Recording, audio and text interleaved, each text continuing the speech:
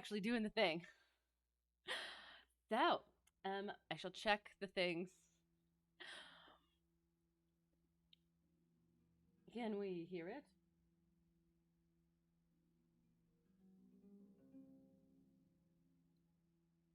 It always seems so quiet, but it might be. Oh, wait, hang on.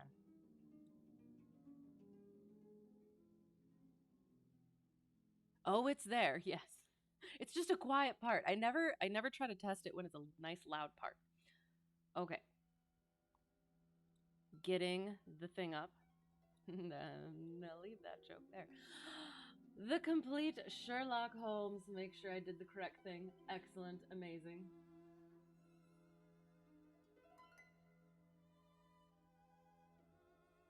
Yes, we're doing the detecting, we're doing the sleuthing. I'm very much excited. I have read these before. However, I've probably forgotten all of it. So, not all of it, but enough. Enough to still keep it a mystery, and I think even if it's not a mystery, the writing is still good and the puzzling is fun. So, I read a little bit. I kind of knew this, I think. However, I want to bring it up. We read Edgar Allan Poe a year or two ago now.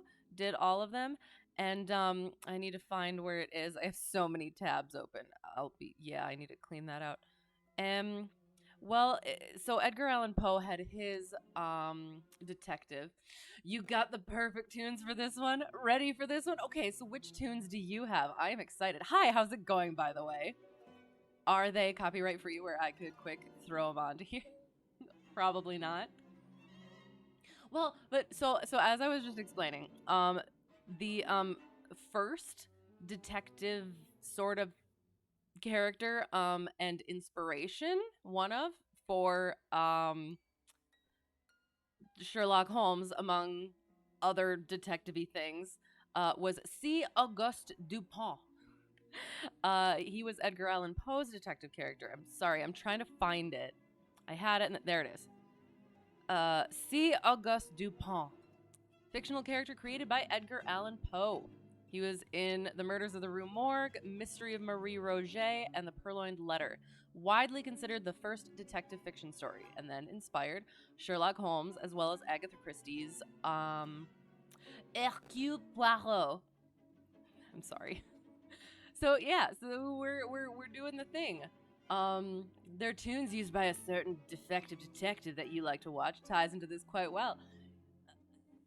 Can I know who the certain defective detective is, or should I understand that reference? Is it one of those "if I know" sort of things? That's awesome.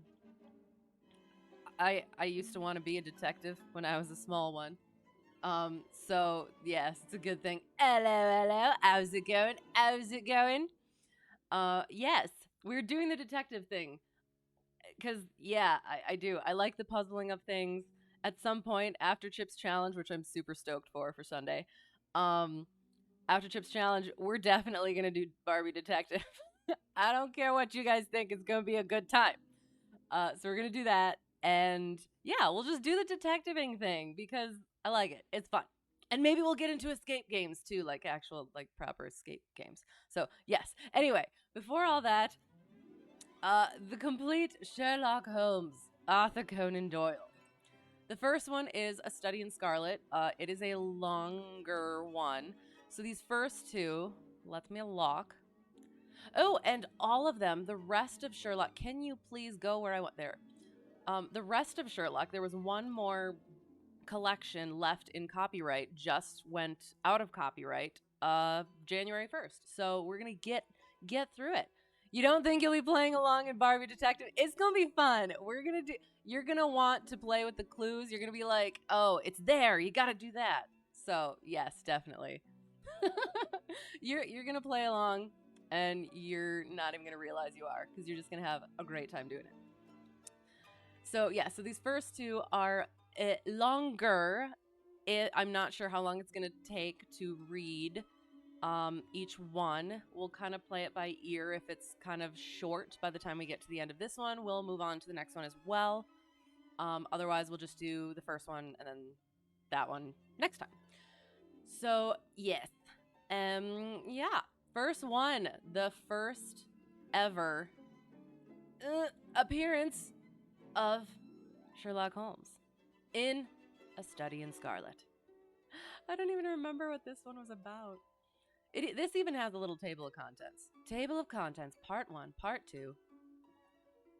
Noom. Gosh darn it, I forgot how this works. Part 1. Being a reprint from the reminiscences of John H. Watson, MD, late of the Army Medical Department. Yeah, so it's from, I don't know if this is not a thing that people know, but it's from the perspective of John H. Watson, his sidekick. A Study in Scarlet, Chapter 1, Mr. Sherlock Holmes. In the year 1878, I took my degree of Doctor of Medicine of the University of London and proceeded to Netley to go through the course prescribed for surgeons in the Army. Having completed my studies there, I was duly attached to the 5th Northumberland Fusiliers as assistant surgeon. The regiment was stationed in India at the time, and before I could join it, the Second Afghan War had broken out. On landing at Bombay, I learned that my corps had advanced through the passes and was already deep in the enemy's country. I followed, however, with many other officers who were in the same situation as myself, and succeeded in reaching Kandahar in safety, where I found my regiment and at once entered upon my new duties. The campaign brought honors and promotion to many, but for me it had nothing but misfortune and disaster. I was removed from my brigade and attached to the Berkshires, with whom I served at the fatal Battle of Maiwand. There I was struck on the shoulder by a Jezail bullet, which shattered the bone and grazed the subclavian artery. I should have fallen into the hands of the murderous Ghazis had it not been for the devotion and courage shown by Murray, my orderly, who threw me across a pack horse and succeeded in bringing me safely to the British lines. Worn with pain and weak from the prolonged hardships which I had undergone, I was removed, with a great train of wounded sufferers, to the base hospital of Peshawar. Here I rallied and had already improved so far as to be able to walk about the wards and even to bask a little upon the veranda, when I was struck down by enteric fever, that curse of our Indian possessions. For months my life was despaired of, and when at last I came to myself and became convalescent, I was so weak and emaciated that a medical board determined that not a day should be lost in sending me back to England. I was dispatched, accordingly, in the troopship Orontes, and landed a month later on Portsmouth Jetty, with my health irretrievably ruined, but with permission from a paternal government to spend the next 9 months in attempting to improve it. I had neither kith nor kin in England, and was therefore as free as air, or as free as an income of 11 shillings and 6 pence a day will permit a man to be. Under such circumstances, I naturally gravitated to London, that great cesspool into which all the loungers and idlers of the empire are irresistibly drained. There I stayed for some time at a private hotel in the Strand, leading a comfortless, meaningless existence, and spending such money as I had, considerably more freely than I ought. So alarming did the state of my finances become, that I soon realized that I must either leave the metropolis and rusticate somewhere in the country, or that I must make a complete alteration in my style of living. Choosing the latter alternative, I began making up my mind to leave the hotel and to take up my quarters in some less pretentious and less expensive domicile. On the very day that I had come to this conclusion, I was standing at the Criterion bar when someone tapped me on the shoulder, and turning round, I recognized young Stamford, who had been a dresser under me at Bart's. The sight of a friendly face in the great wilderness of London is a pleasant thing indeed to a lonely man. In old days, Stamford had never been a particular crony of mine, but now I hailed him with enthusiasm, and he, in his turn, appeared to be delighted to see me. In the exuberance of my joy, I asked him to lunch with me at the Holborn, and we started off together in a hansom. Calling London a cesspool is a compliment, honestly. Nutty. Maybe. Whatever have you been doing with yourself, Watson? He asked in undisguised wonder as we rattled through the crowded London streets. You are as thin as a lathe and as brown as a nut. I gave him a short sketch of my adventures, and had hardly concluded it by the time that we reached our destination. Poor devil, he said commiseratingly, after he had listened to my misfortunes. What are you up to now? Looking for lodgings, I answered, trying to solve the problem as to whether it is possible to get comfortable rooms at a reasonable price. That's a strange thing, remarked my companion. You are the second man today that has used that expression to me. And who was the first? I asked. A fellow who is working at the chemical laboratory up at the hospital. He was bemoaning himself this morning because he could not get someone to go halves with him in some nice rooms which he had found and which were too much for his purse. By Jove, I cried, if he really wants someone to share the rooms and the expense, I am the very man for him. Ah, gosh darn it. I am the very man for him. I should prefer having a partner to being alone. Young Stamford looked rather strangely at me over his wine-glass. You don't know Sherlock Holmes yet, he said. Perhaps you would not care for him as a constant companion. Why? What is there against him? Oh, I didn't say there was anything against him. He is a little queer in his ideas, an enthusiast in some branches of science. As far as I know, he is a decent fellow enough. A medical student, I suppose? Said I. No, I have no idea what he intends to go in for. I believe he is well up in anatomy, and he is a first-class chemist, but as far as I know, he has never taken out any systematic medical classes. His studies are very desultory and eccentric, but he has amassed a lot of out-of-the-way knowledge, which would astonish his professors.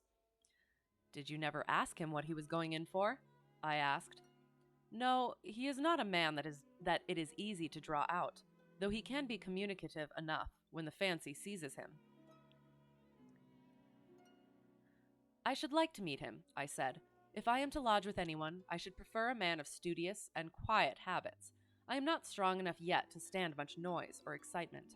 I had enough of both in Afghanistan to last me for the remainder of my natural existence. How could I meet this friend of yours? He is sure to be at the laboratory, returned my companion. He either avoids the place for weeks, or else he works there from morning to night. If you like, we shall drive round together after luncheon. Certainly, I answered, and the conversation drifted away into other channels. As we made our way to the hospital after leaving the Holborn, Stamford gave me a few more particulars about the gentleman whom I proposed to take as a fellow lodger. You mustn't blame me if you don't get on with him, he said. I know nothing more of him than I have learned from meeting him occasionally in the laboratory. You proposed this arrangement, so you must not hold me responsible. If we don't get on, it will be easy to part company, I answered. It seems to me, Stamford, I added, looking hard at my companion, that you have some reason for washing your hands of the matter. Is this fellow's temper so formidable, or what is it? Don't be mealy-mouthed about it. It is not easy to express the inexpressible, he answered with a laugh. Holmes is a little too scientific for my tastes. It approaches to cold-bloodedness.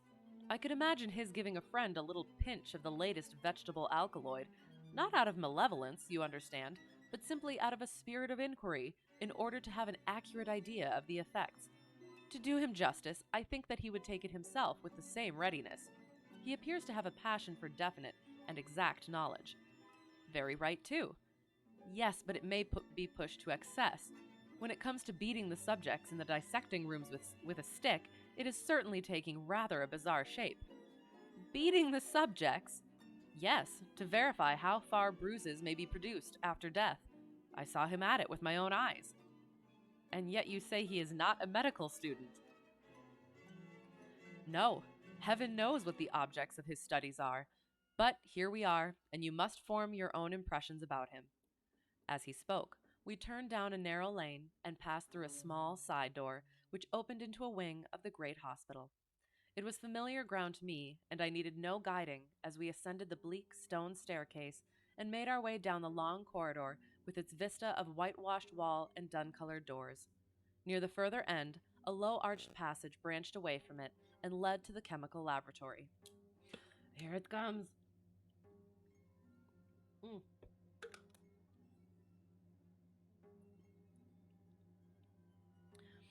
It's just some casual physical abuse, sir. Nothing to be concerned about. But they're already dead. It's It's all right. It's natural. That's a good way of putting it, though. Casual physical abuse. This was a lofty chamber, lined and littered with countless bottles. Broad, low tables were scattered about, which bristled with retorts, test tubes, and little Bunsen lamps, with their blue, flickering flames. There was only one student in the room, who was bending over a distant table, absorbed in his work. At the sound of our steps, he glanced round and sprang to his feet with a cry of pleasure. "I found it! I found it!" he shouted to my companion, running towards us with a test tube in his hand. "I have found a reagent which is precipitated by hemoglobin, and by nothing else." Had he discovered a gold mine, greater delight could not have shone upon his features. "Dr. Watson, Mr. Sherlock Holmes," said Stamford, introducing us. "How are you?" he said cordially, gripping my hand with a strength for which I should hardly have given him credit. "You have been in Afghanistan, I perceive." "How on earth did you know that?" I asked in astonishment. "Never mind," said he, chuckling to himself. "The question now is about hemoglobin. No doubt you see the significance of this discovery of mine." "It is interesting, chemically, no doubt," I answered, "but practically—" "Why, man, it is the most practical medical legal discovery for years. Don't you see that it gives us an infallible test for blood stains? Come over here now."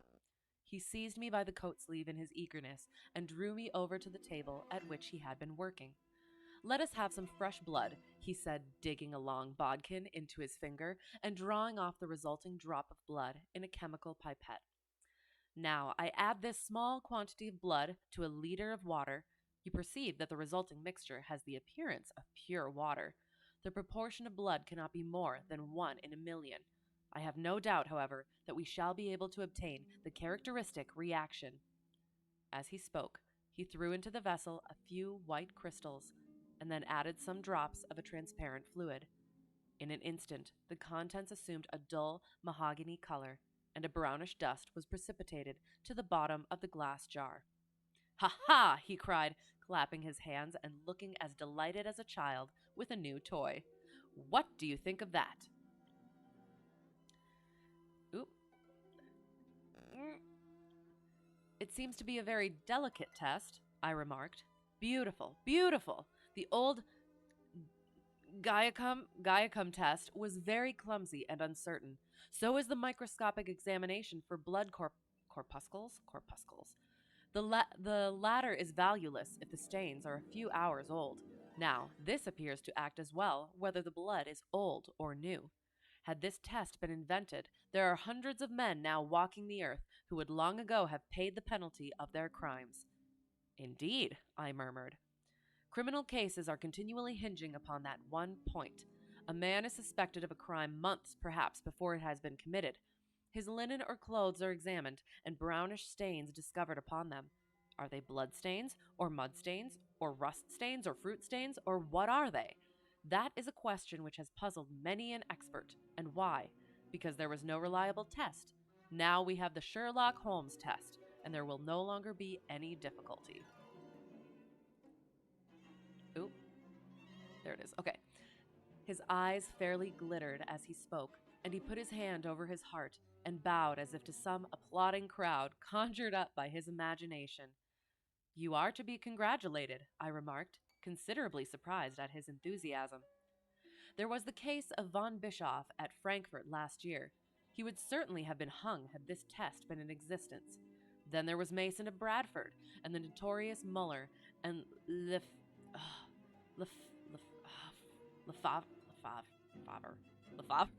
I know it's not. It's French, so it's weird. Lefebvre. I don't know. Of Montpellier. And Samson of New Orleans. I could name a score of cases in which it would have been decisive." "You seem to be a walking calendar of crime," said Stamford with a laugh. "You might start a paper on those lines. Call it the Police News of the Past." "Very interesting reading it might be made. It might be made, too," remarked Sherlock Holmes, sticking a small piece of plaster over the prick on his finger. "I have to be careful," he continued, turning to me with a smile, for I dabble with poisons a good deal. Apologies to whoever French people stumble across this VOD. It is weird, and if you're French and you can't understand that, I guess fine. Yes, sorry. I try. I tried. I try and I tried. That's all I can say. He held out his hand as he spoke, and I noticed that it was all mottled over with similar pieces of plaster and discolored with strong acids. We came here on business, said Stamford, sitting down on a high, three-legged stool and pushing another one in my direction with his foot. My friend here wants to take diggings, and as you were complaining that you could get no one to go halves with you, I thought that I had better bring you together. Sherlock Holmes seemed delighted at the idea of sharing his rooms with me. I have my eye on a suite in Baker Street, he said, which would suit us down to the ground. You don't mind the smell of strong tobacco, I hope? I always smoke ships myself, I answered. That's good enough. I generally have chemicals about and occasionally do experiments. Would that annoy you? By no means. Mm.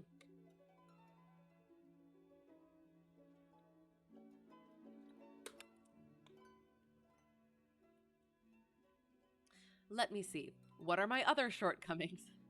So honest. I get in the dumps at times and don't open my mouth for days on end. You must not think I am sulky when I do that. Just let me alone and I'll soon be right. What have you to confess now? It's just as well for two fellows to know the worst of one another before they begin to live together. I laughed at this cross-examination. I keep a bullpup, I said, and I object to rows because my nerves are shaken, and I get up at all sorts of ungodly hours, and I am extremely lazy. I have another set of vices when I'm well, but those are the principal ones at present.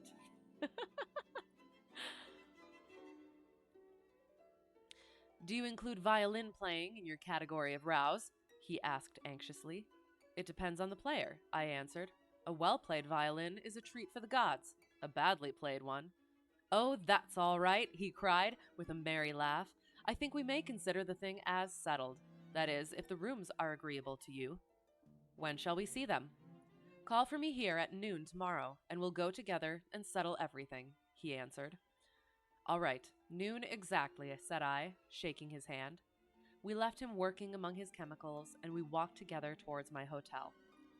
By the way, I asked suddenly, stopping and turning upon Stamford, how the deuce did he know that I had come from Afghanistan? My companion smiled an enigmatical smile. That's just his little peculiarity, he said. A good many people have wanted to know how he finds things out. Oh, a mystery, is it? I cried, rubbing my hands. This is very piquant. I'm trying to remember if that... I used to say it piquant, but I'm pretty sure it's like piquant or something. This is very piquant. I am much obliged to you for bringing us together. The proper study of mankind is man, you know. You must study him, then, Stamford said, as he bade me goodbye. You'll find him a knotty problem, though. I'll wager he learns more about you than you about him. Goodbye. Goodbye, I answered, and strolled on to my hotel, considerably interested in my new acquaintance. End of chapter 1, and honestly, I gotta find out if I have that problem where I read too much when I was younger, so I don't pronounce things properly all the time. So I try and figure it out. And then when I do look it up, I still have that memory of how I used to pronounce it. It is piquant. Piquant. Fine, piquant. And then I can't remember which one that I was pronouncing it incorrectly and what the actual one is. So, yay, excellent. So yes, chapter 1, we have met Mr. Sherlock Holmes. And this was the first introduction of him and his character. Very much excited.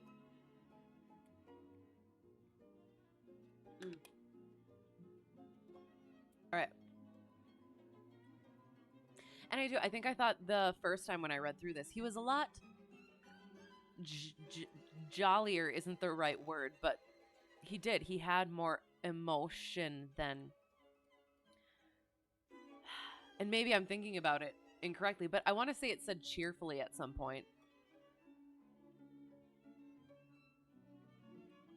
I don't know, like just some of the some of the word choices, it made him a lot more, it gave more emotion than I think uh, other adaptations have given him credit for.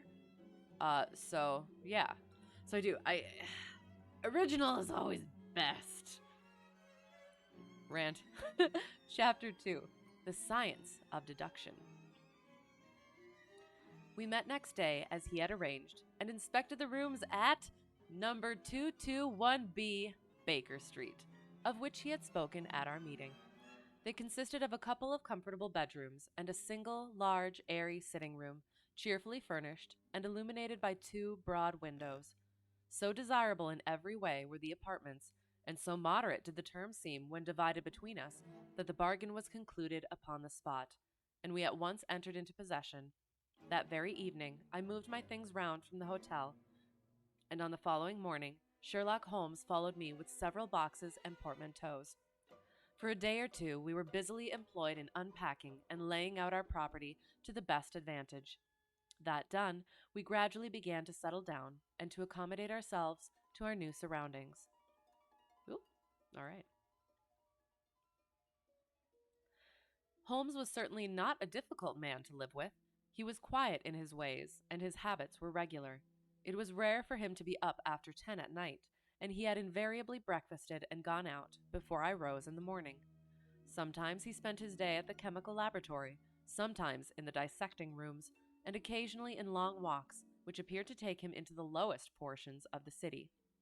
Nothing could exceed his energy when the working fit was upon him, but now and again a reaction would seize him, and for days on end he would lie upon the sofa in the sitting room, hardly uttering a word or moving a muscle from morning to night. I feel that. On these occasions I have noticed such a dreamy, vacant expression in his eyes that I might have suspected him of being addicted to the use of some narcotic, had not the temperance and cleanliness of his whole life forbidden such a notion. As the weeks went by, my interest in him and my curiosity as to his aims in life gradually deepened and increased. His very person and appearance were such as to strike the attention of the most casual observer. In height he was rather over 6 feet, and so excessively lean that he seemed to be considerably taller. His eyes were sharp and piercing, save during those intervals of torpor to which I have alluded, and his thin, hawk-like nose gave his whole expression an air of alertness and decision. His chin, too, had the prominence and squareness which mark the man of determination. His hands were invariably blotted with ink and stained with chemicals, yet he was possessed of extraordinary delicacy of touch, as I frequently had occasion to observe when I watched him manipulating his fragile philosophical instruments. The reader may set me down as a hopeless busybody when I confess how much this man stimulated my curiosity, and how often I endeavored to break through the reticence which he showed on all that concerned himself. Before pronouncing judgment, however, be it remembered how objectless was my life, and how little there was to engage my attention. My health forbade me from venturing out unless the weather was exceptionally genial, and I had no friends who would call upon me and break the monotony of my daily existence. Under these circumstances, I eagerly hailed the little mystery which hung around my companion, and spent much of my time in endeavoring to unravel it. He was not studying medicine. He had himself, in reply to a question, confirmed Stamford's opinion upon that point. Neither did he appear to have pursued any course of reading which might fit him for a degree in science, or any other recognized portal which would give him an entrance into the learned world. Yet his zeal for certain studies was remarkable, and within eccentric limits his knowledge was so extraordinarily ample and minute that his observations have fairly astounded me. Surely no man would work so hard or attain such precise information unless he had some definite end in view. Desultory readers are seldom remarkable for the exactness of their learning.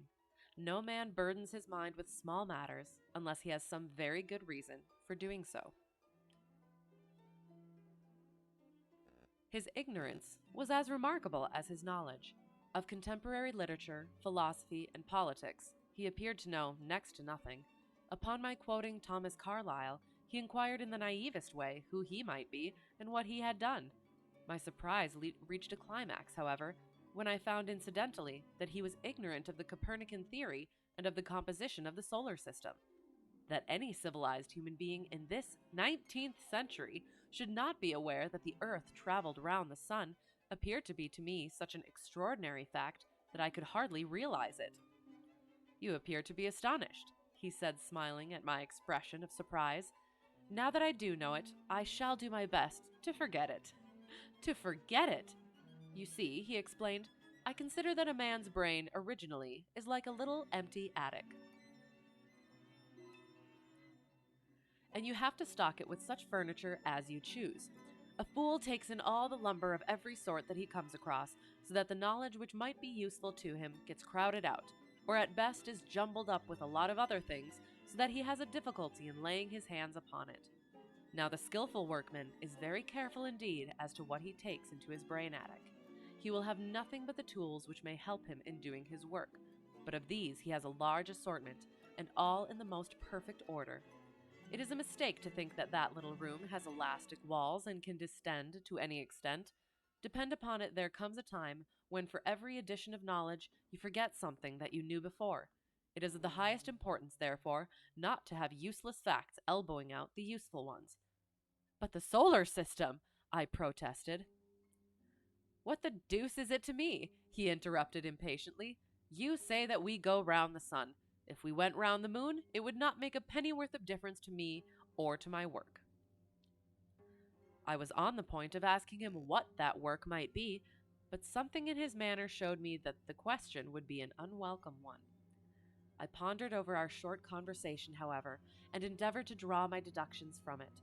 He said that he would acquire no knowledge that did not bear upon his object. Therefore, all the knowledge which he possessed was such as would be useful to him. I enumerated in my own mind all the various points upon which he had shown me that he was exceptionally well informed. I even took a pencil and jotted them down. I could not help smiling at the document when I had completed it. It ran in this way. Oops. Sherlock Holmes. His limits. Number 1. Knowledge of literature. Nil. Number 2. Philosophy. Nil.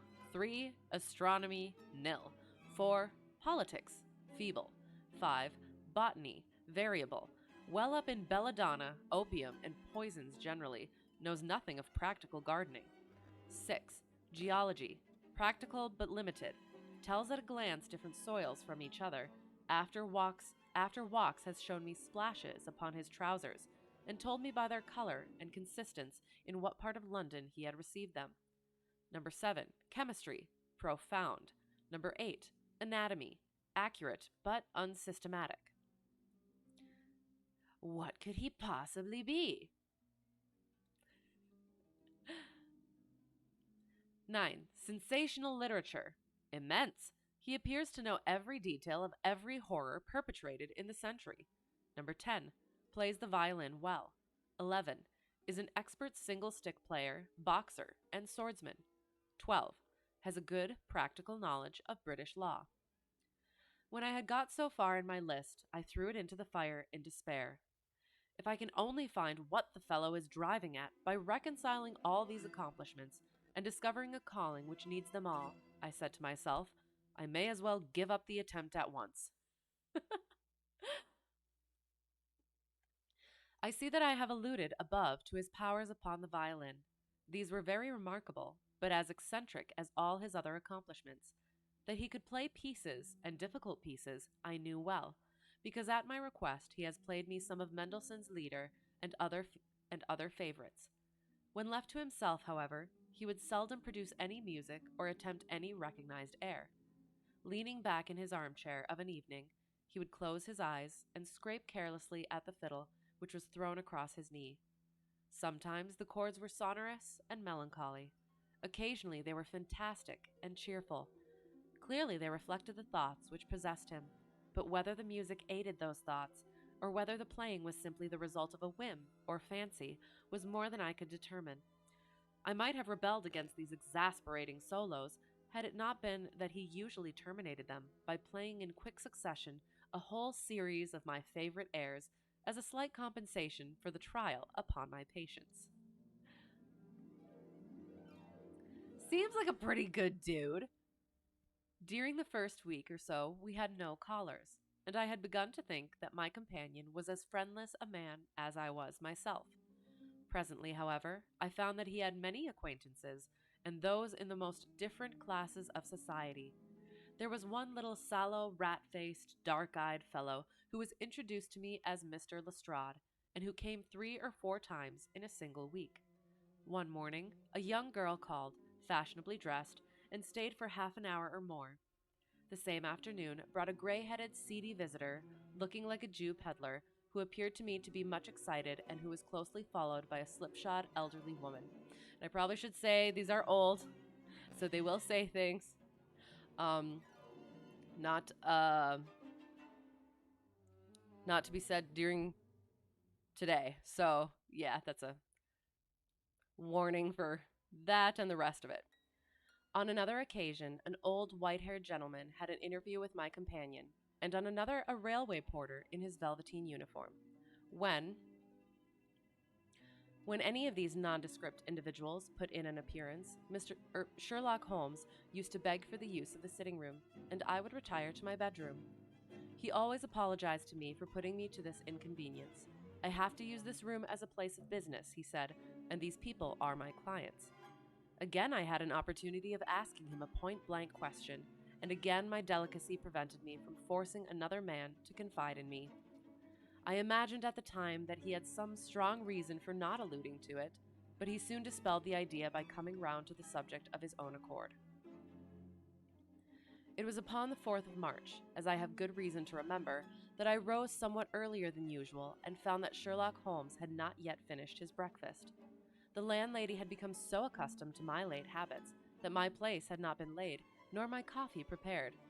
With the unreasonable petulance of mankind, I rang the bell and gave a curt intimation that I was ready. Then I picked up a magazine from the table and attempted to while away the time with it, while my companion munched silently at his toast.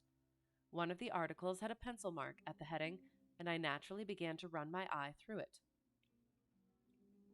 Its somewhat ambitious title was The Book of Life, and it attempted to show how much an observant man might learn by an accurate and systematic examination of all that came in his way. It struck me as being a remarkable mixture of shrewdness and absurdity. The reasoning was close and intense, but the deductions appeared to me to be far-fetched and exaggerated.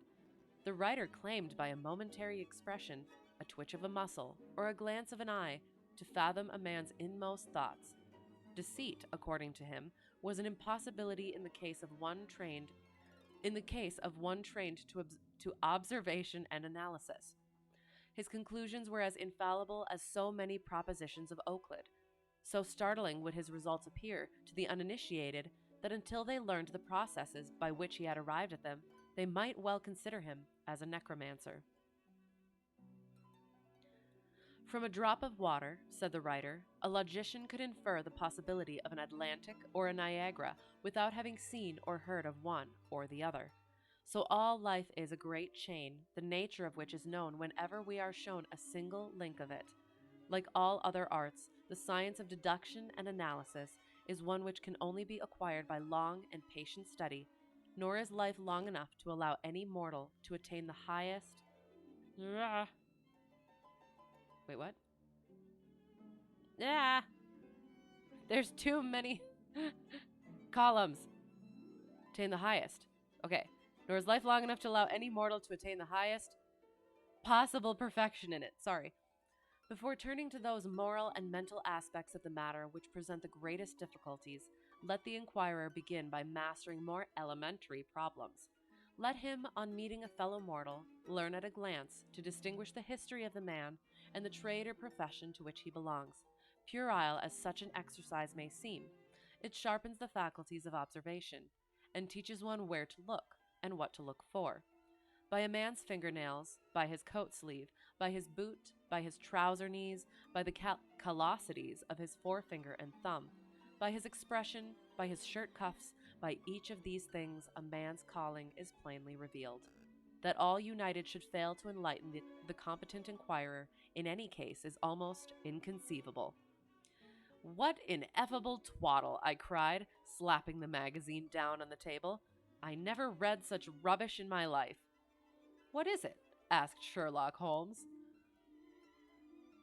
Why this article? I said, pointing at it with my egg spoon as I sat down to my breakfast. I see that you have read it since you have marked it. I don't deny that it is smartly written. It irritates me, though. It is evidently the theory of some armchair lounger who evolves all these neat little paradoxes in the seclusion of his own study. It is not practical. I should like to see him clap down in a third-class carriage on the Underground, and ask to give the trades of all his fellow travelers. I would lay 1,000 to 1 against him. You would lose your money, Sherlock Holmes remarked calmly. As for the article, I wrote it myself. You? Yes, I have a turn both for observation and for deduction. The theories which I have expressed there, and which appear to you to be so chimerical, are really extremely practical. So practical that I depend upon them for my bread and cheese. And how? I asked involuntarily. Well, I have a trade of my own. I suppose I am the only one in the world. I'm a consulting detective, if you can understand what that is. Here in London, we have lots of government detectives and lots of private ones. When these fellows are at fault, they come to me, and I manage to put them on the right scent. They lay all the evidence before me, and I am generally able, by the help of my knowledge of the history of crime, to set them straight.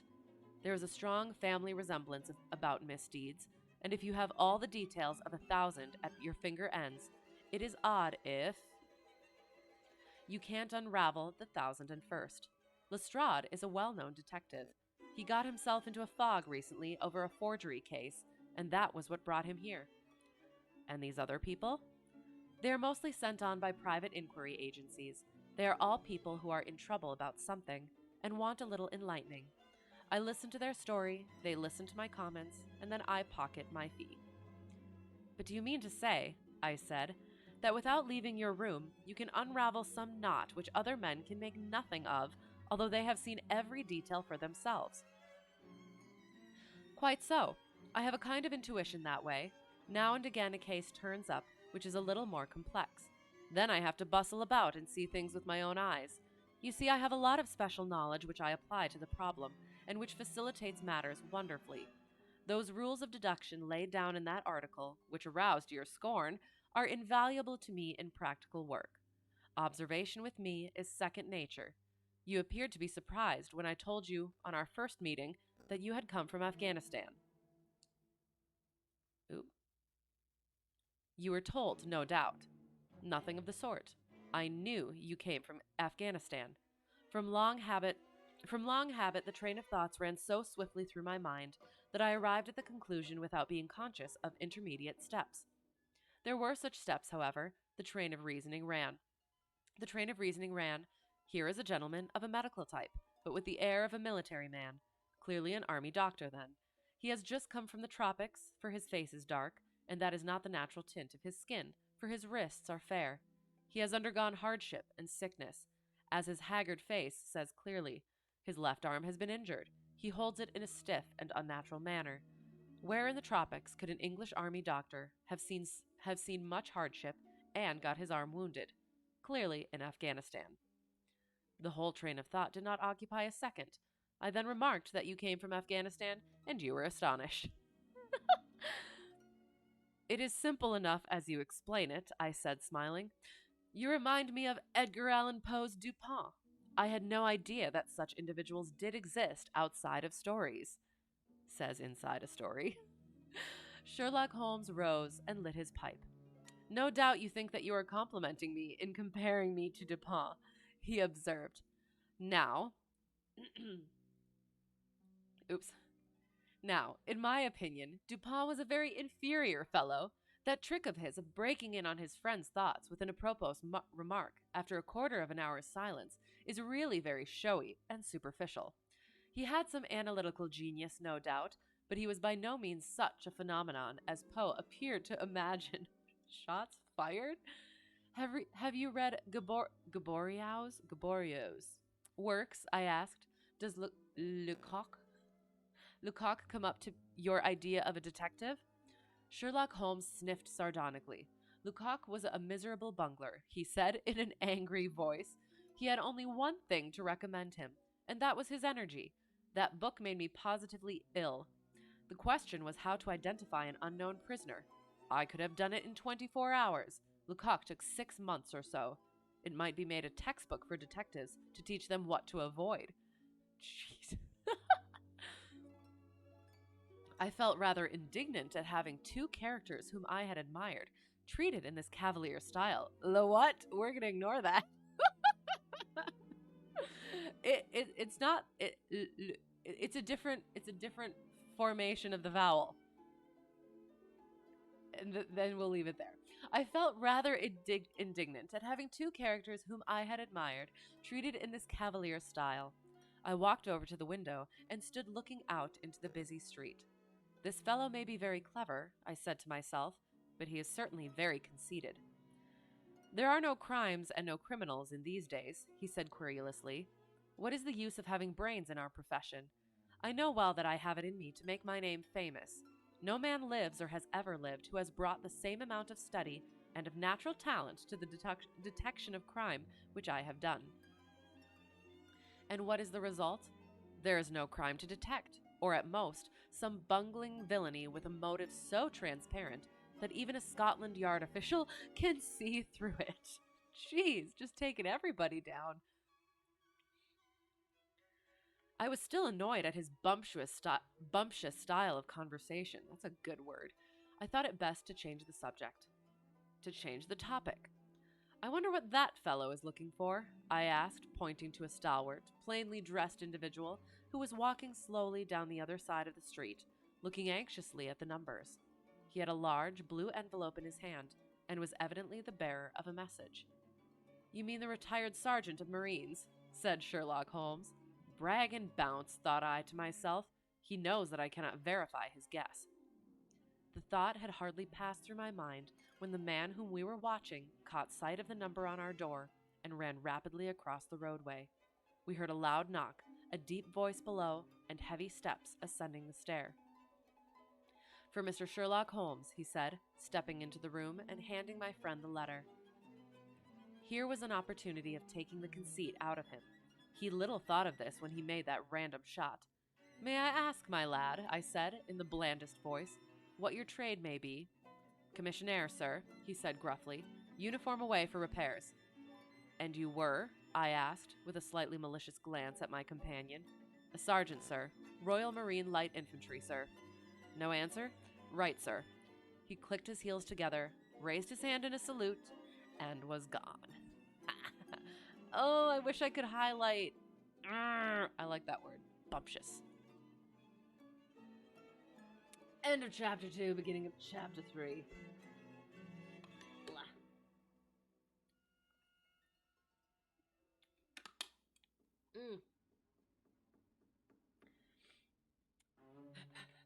Uh-oh. I'm wondering if this might actually be going to be taking a lot longer than I anticipated it would. We shall see. We shall see.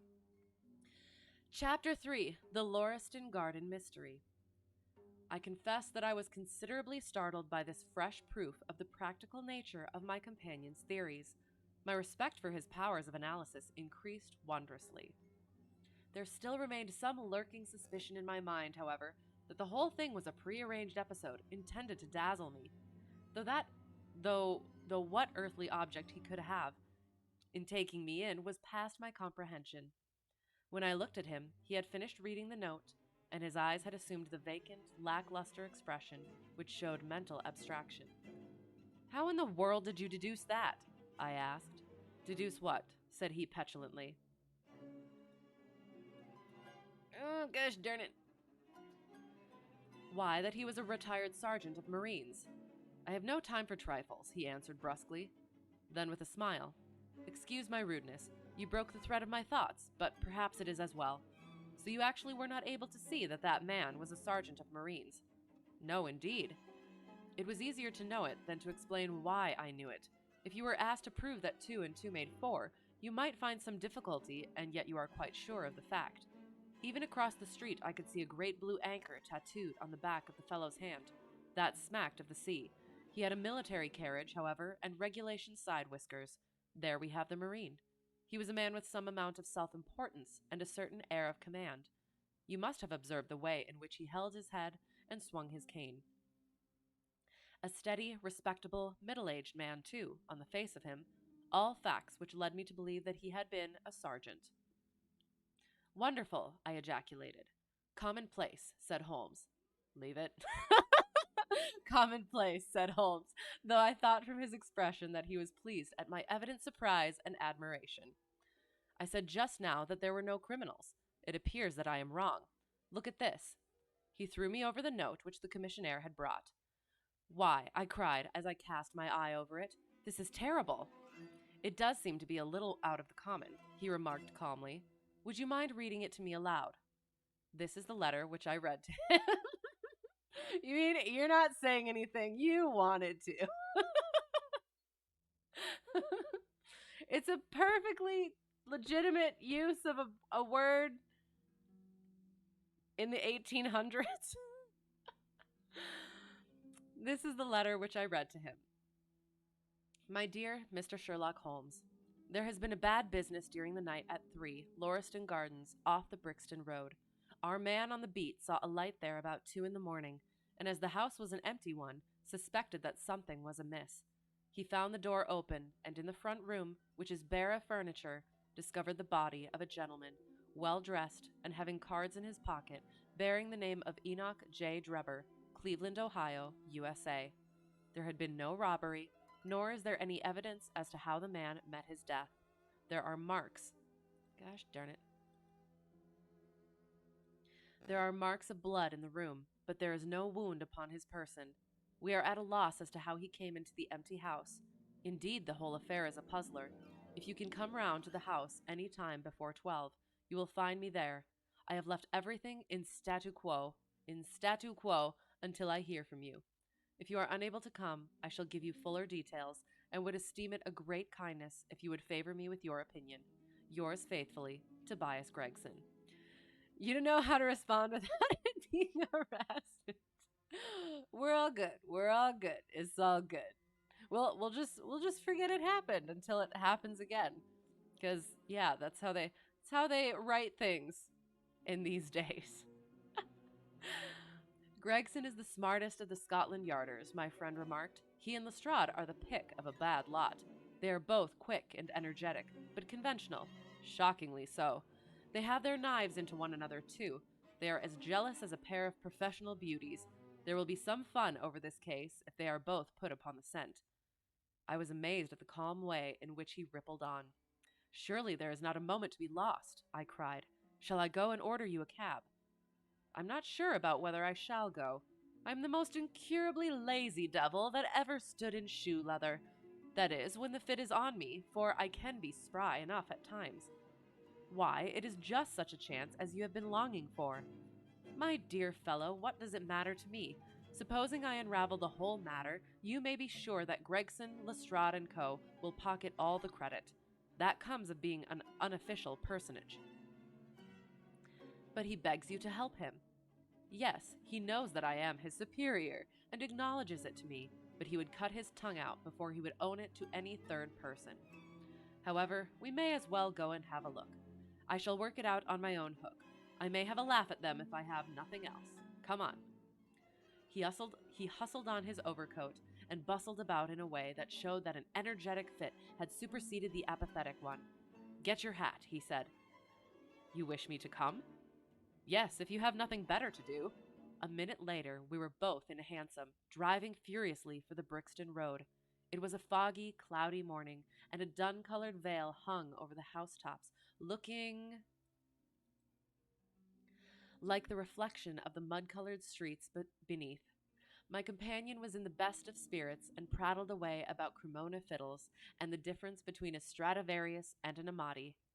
As for myself, I was silent, for the dull weather and the melancholy business upon which we were engaged depressed my spirits. "You don't seem to give much thought to the matter in hand," I said at last, interrupting Holmes' musical disquisition. "No data yet," he answered. "It is a capital mistake to theorize before you have all the evidence. It biases the judgment." "You will have your data soon," I remarked, pointing with my finger. "This is the Brixton Road, and that is the house, if I am not very much mistaken." "So it is. Stop, driver, stop." We were still 100 yards or so from it, but he insisted upon our alighting, and we finished our journey upon foot. Oops. Number 3, Lauriston Gardens, wore an ill-omened and minatory look. It was one of 4 which stood back some little way from the street, 2 being occupied and 2 empty. The latter looked out with 3 tiers of vacant, melancholy windows, which were blank and dreary, save that here and there a to let card had developed like a cataract upon the bleared panes. A small garden sprinkled over with a scattered eruption of sickly plants separated each of these houses from the street, and was traversed by a narrow pathway, yellowish in color, and consisting apparently of a mixture of clay and of gravel. The whole place was very sloppy from the rain, which had fallen through the night. The garden was bounded by a 3-foot brick wall, with a fringe of wood rails upon the top, and against this wall was leaning a stalwart police constable, surrounded by a small knot of loafers, who craned their necks and strained their eyes in the vain hope of catching some glimpse of the proceedings within. I had imagined that Sherlock Holmes would at once have hurried into the house and plunged into a study of the mystery. Nothing appeared to be further from his intention. With an air of nonchalance which, under the circumstances, seemed to me to border upon affectation, he lounged up and down the pavement and gazed vacantly at the ground, the sky, the opposite houses, and the line of railings. Having finished his scrutiny, he proceeded slowly down the path, or rather down the fringe of grass which flanked the path, keeping his eyes riveted upon the ground. Twice he stopped, and once I saw him smile and heard him utter an exclamation of satisfaction. There were many marks of footsteps upon the wet, clayey soil, but since the police had been coming and going over it, I was unable to see how my companion could hope to learn anything from it. Still, I had had such extraordinary evidence of the quickness of his perceptive faculties that I had no doubt that he could see a great deal which was hidden from me. At the door of the house we were met by a tall, white-faced, flaxen-haired man, with a notebook in his hand, who rushed forward and wrung my companion's hand with effusion.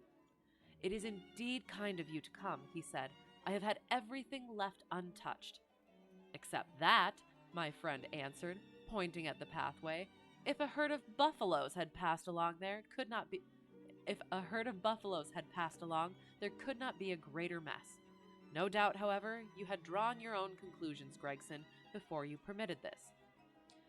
"I have had so much to do inside the house," the detective said evasively. "My colleague, Mr. Lestrade, is here. I had relied upon him to look after this."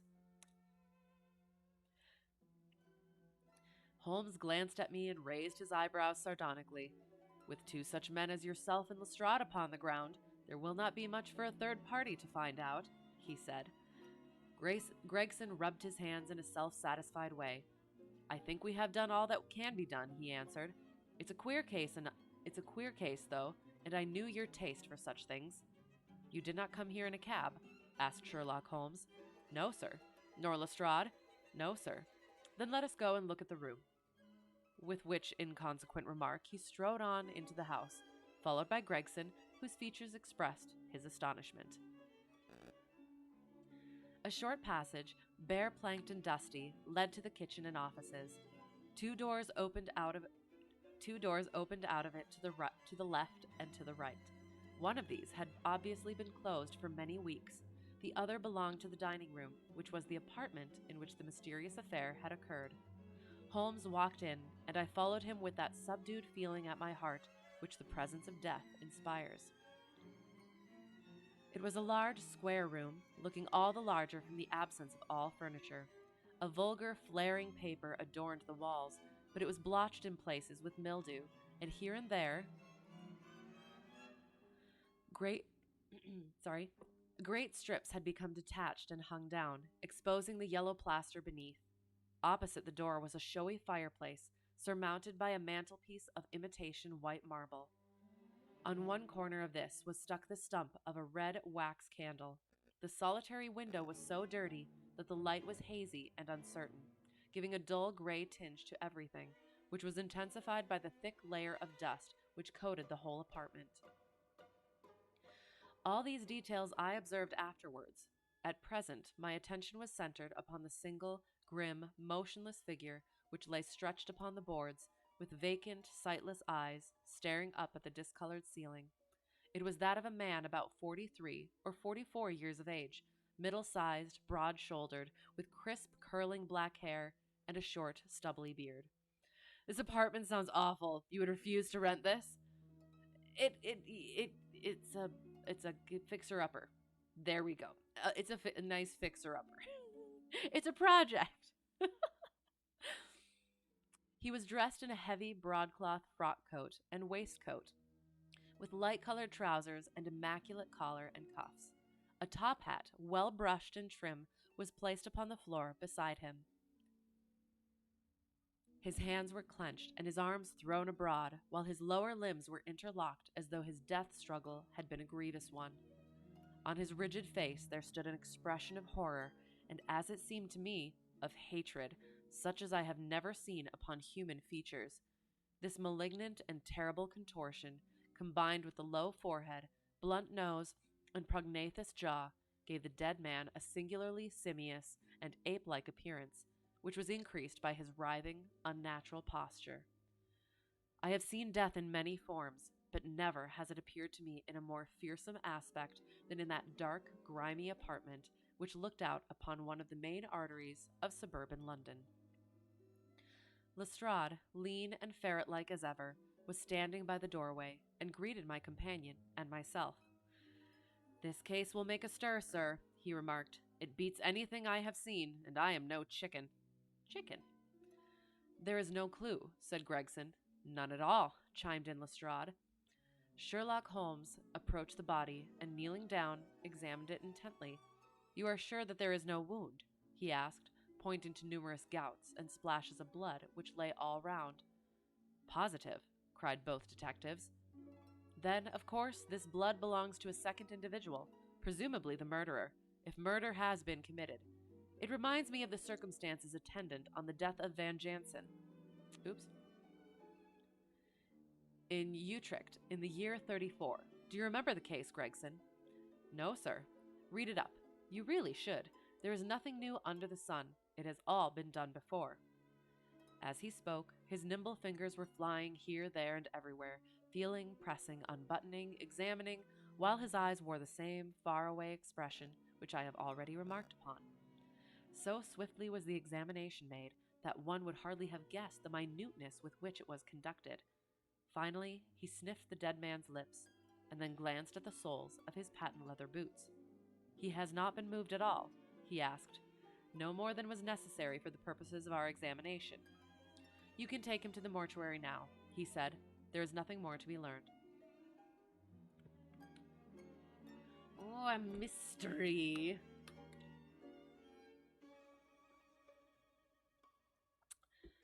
I kind of wish that this had some illustrations with it. I guess I could have looked for one like that, but gosh darn it. I mean, not that I want to see the mangled, tangled dead body, but I think it would paint a picture. Gregson had a stretcher and 4 men at hand. At his call, they entered the room, and the stranger was lifted and carried out. As they raised him, a ring tinkled down and rolled across the floor. Lestrade grabbed it up and stared at it with mystified eyes. "There's been a woman here," he cried. "It's a woman's wedding ring." He held it out, as he spoke, upon the palm of his hand. We all gathered round him and gazed at it. There could be no doubt that that circlet of plain gold had once adorned the finger of a bride. "This complicates matters," said Gregson. "Heaven knows they were complicated enough before." "You're sure it doesn't simplify them?" observed Holmes. "There's nothing to be learned by staring at it. What did you find in his pockets?"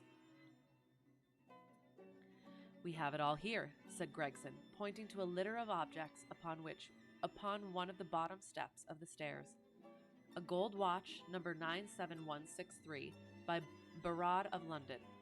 Gold Albert chain, very heavy and solid. Gold ring with Masonic device. Gold pin, bulldog's head, with rubies as eyes.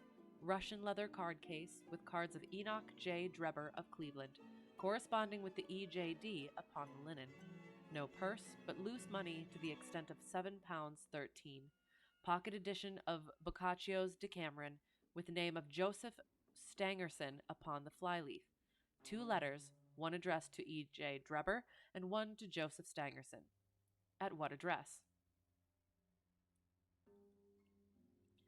American Exchange, Strand. To be left till called for. They are both from the Guion Steamship Company, and refer to the sailing of their boats from Liverpool. It is clear that this unfortunate man was about to return to New York. Have you made any inquiries as to this man, Stangerson? I did it at once, sir, said Gregson. I have had advertisements sent to all the newspapers, and one of my men has gone to the American Exchange, but he has not returned yet. Have you sent to Cleveland? We telegraphed this morning. How did you word your inquiries? We simply detailed the circumstances and said that we should be glad of any information which could help us. You did not ask for particulars on any point which appeared to you to be crucial? I asked about Stangerson. Nothing else? Is there no circumstance on which this whole case appears to hinge? Will you not telegraph again? I have said all I have to say, said Gregson in an offended voice. Sherlock Holmes chuckled to himself and appeared to be about to make some remark when Lestrade, who had been in the front room while we were holding this conversation in the hall, reappeared upon the scene, rubbing his hands in a pompous and self-satisfied manner. Mr. Gregson, he said, I have just made a discovery of the highest importance, and one which would have been overlooked had I not made a careful examination of the walls. The little man's eyes sparkled as he spoke, and he was evidently in a state of suppressed exultation at having scored a point against his colleague. Come here, he said, bustling back into the room, the atmosphere of which felt clearer since the removal of its ghastly inmate. Now stand there. He struck a match on his boot and held it up against the wall. Look at that, he said triumphantly. I have remarked that the paper had fallen away in parts. In this particular corner of the room, a large piece had peeled off, leaving a yellow square of coarse plastering. Across this bare space there was scrawled in blood-red letters a single word. Raish. Rache? What do you think of that? Cried the detective, with the air of a showman exhibiting his show. This was overlooked because it was in the darkest corner of the room, and no one thought of looking there. The murderer has written it with his or her own blood. See this smear where it has trickled down the wall. That disposes of the idea of suicide anyhow. Why was that corner chosen to write it on? I will tell you. See that candle on the mantelpiece? It was lit at the time, and if it was lit, this corner would be the brightest, instead of the darkest portion of the wall. And what does it mean now that you have found it? Asked Gregson in a depreciatory voice. Mean? Why, it means that the writer was going to put the female name Rachel, but was disturbed before he or she had time to finish. You mark my words, when this case comes to be cleared up, you will find that a woman named Rachel has something to do with it. It's all very well for you to laugh, Mr. Sherlock Holmes. You may be very smart and clever, but the old hound is the best when all is said and done. I really beg your pardon, said my companion, who had ruffled the little man's temper by bursting into an explosion of laughter.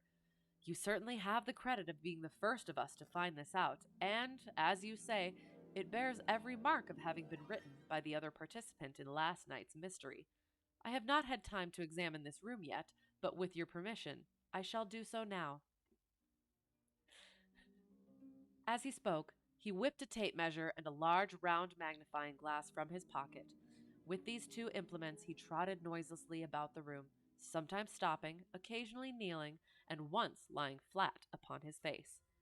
So engrossed was he with his occupation that he appeared to have forgotten our presence, for he chattered away to himself under his breath the whole time, keeping up a running fire of exclamations, groans, whistles, and little cries suggestive of encouragement and of hope. As I watched him, I was irresistibly reminded of a pure-blooded, well-trained foxhound as it dashes backwards and forwards through the covert, whining in its eagerness until it comes across the lost scent. For 20 minutes or more, he continued his researches, measuring with the most exact care the distance between marks which were entirely invisible to me, and occasionally applying his tape to the walls in an equally incomprehensible manner. In one place, he gathered up very carefully a little pile of gray dust from the floor and packed it away in an envelope. Finally, he examined with his glass the word upon the wall, going over every letter of it with the most minute exactness. This done, he appeared to be satisfied, for he replaced his tape and his glass in his pocket. "They say that genius is an infinite capacity for taking pains," he remarked with a smile. "It's a very bad definition, but it does apply to detective work." Gregson and Lestrade had watched the maneuvers of their amateur companion with considerable curiosity and some contempt. They evidently failed to appreciate the fact, which I had begun to realize, that Sherlock Holmes' smallest actions were all directed towards some definite and practical end. "What do you think of it, sir?" they both asked. "It would be robbing you of the credit of the case if I was to presume to help you," remarked my friend.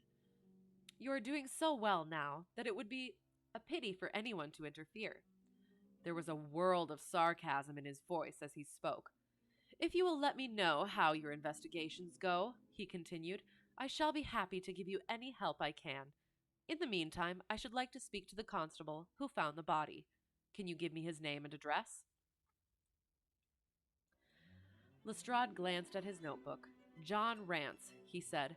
"He is off duty now. You will find him at 46 Audley Court, Kennington Park Gate." Holmes took a note of the address. "Come along, Doctor," he said. "We shall go and look him up. I'll tell you one thing which may help you in the case," he continued, turning to the two detectives. "There has been murder done, and the murderer was a man. He was more than 6 feet high, was in the prime of life, had small feet for his height, wore coarse, square-toed boots, and smoked a Trichinopoly cigar. He came here with his victim in a 4-wheeled cab, which was drawn by a horse with 3 old shoes and 1 new one on his off foreleg. In all probability, the murderer had a florid face, and the fingernails of his right hand were remarkably long. These are only a few indications, but they may assist you. I'll tell you one thing which may help you." Lestrade and Gregson glanced at each other with an incredulous smile. "If this man was murdered, how was it done?" asked the former. "Poison," said Sherlock Holmes curtly, and strode off. "One other thing, Lestrade," he added, turning round at the door. Rache is the German for revenge, so don't lose your time looking for Miss Rachel." With which Parthian shot he walked away, leaving the 2 rivals open-mouthed behind him. End of chapter 3, beginning of chapter 4. We have the murder, we have all the well, he has most of the details.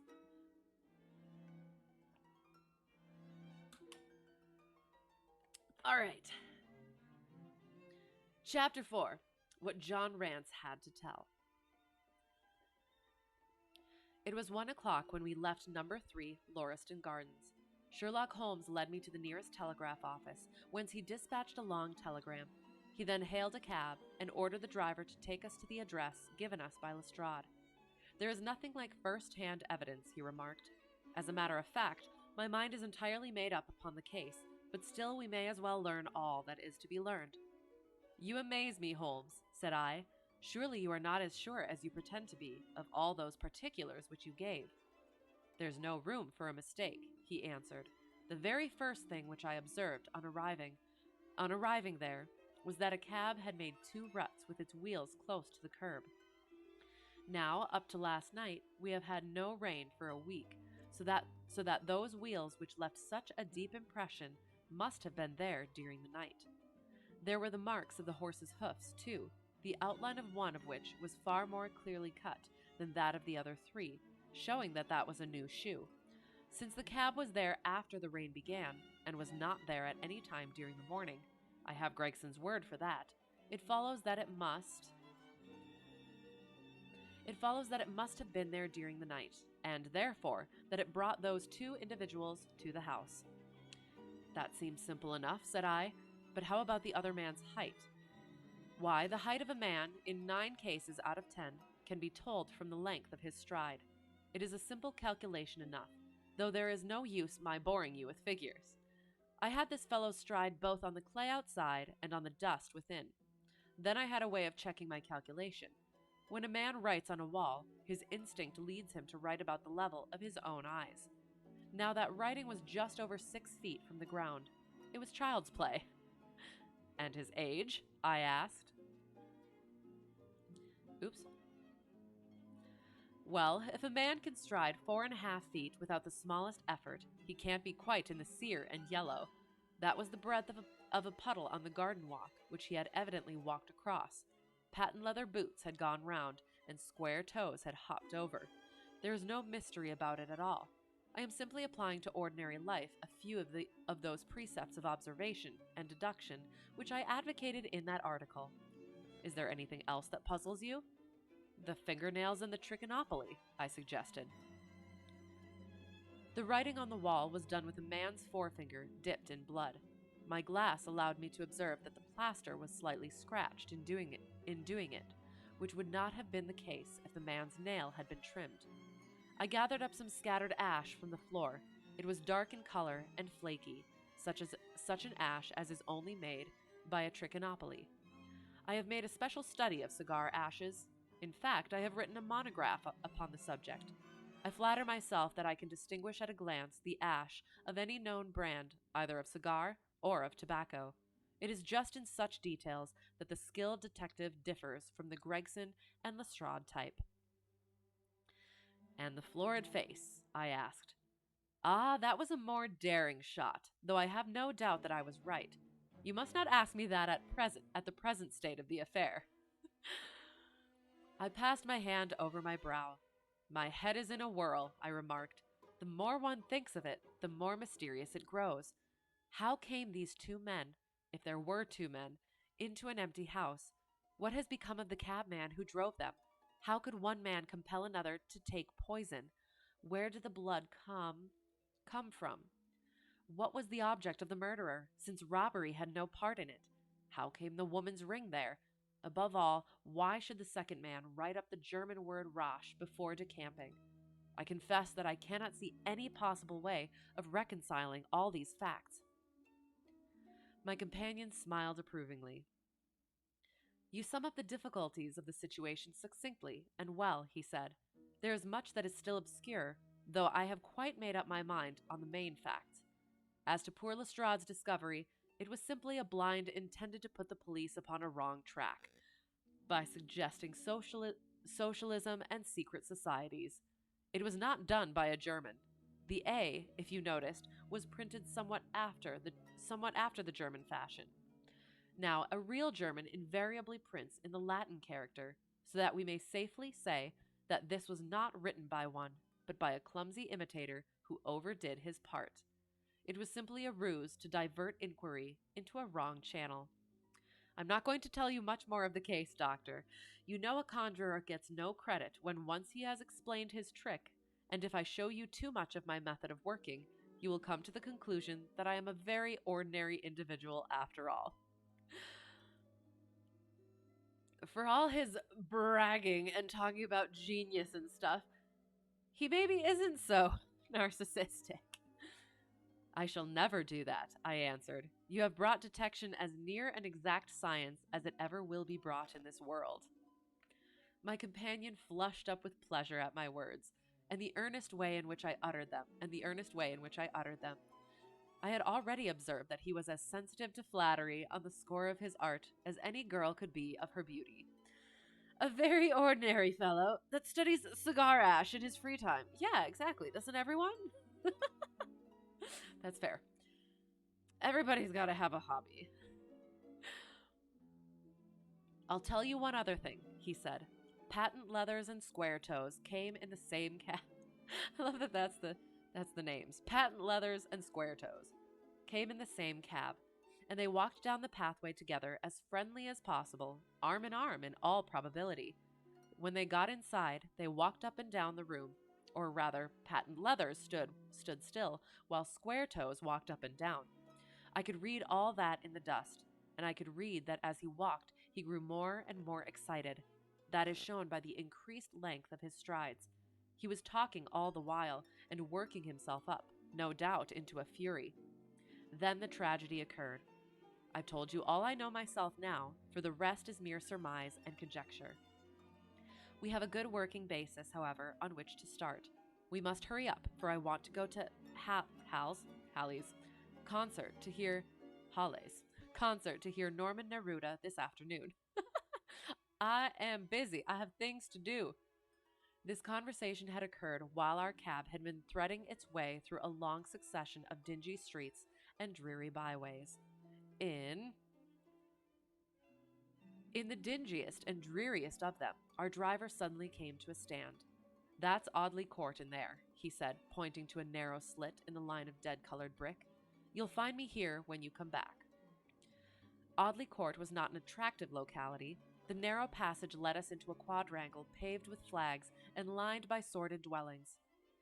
We picked our way among groups of dirty children and through lines of discolored linen until we came to number 46, the door of which was decorated with a small slip of brass on which the name Rance was engraved. On inquiry, we found that the constable was in bed, and we were shown into a little front parlor to await his coming. He appeared presently, looking a little irritable at being disturbed in his slumbers. Same, would be, absolutely. "I made my report at the office," he said. Holmes took a half-sovereign from his pocket and played with it pensively. "We thought that we should like to hear it all from your own lips," he said. "I shall be most happy to tell you anything I can," the constable answered with his eyes upon the little golden disc. "Just let us hear it all in your own way, as it occurred." Rance sat down on the horsehair sofa and knitted his brows as though determined not to omit anything in his narrative.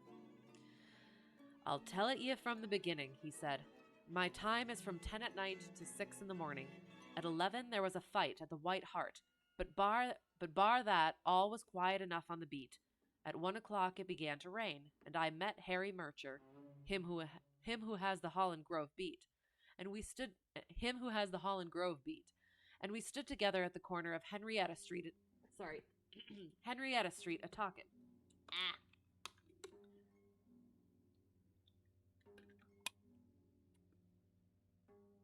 Gotta do it right. Presently, maybe about 2 or a little after, I thought I would take a look round and see that all was right down the Brixton Road. It was precious dirty and lonely. Not a soul did I meet all the way down, though a cab or two went past me. I was a-strollin' down, thinkin' between ourselves how uncommon handy a 4 of gin hot would be, when suddenly the glint of light caught my eye in the window of that same house. Now, I knew that them 2 houses in Lauriston Gardens was empty, on account of him that owns them, who won't have the drains seed to, though the very last tenant, what lived in one of them, died of typhoid fever. I was knocked all in a heap, therefore, at seeing a light in the window, and I suspected as something was wrong. When I got to the door,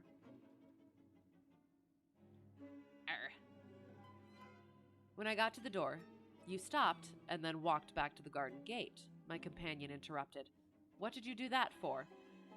Rance gave a violent jump and stared at Sherlock Holmes with the utmost amazement upon his features.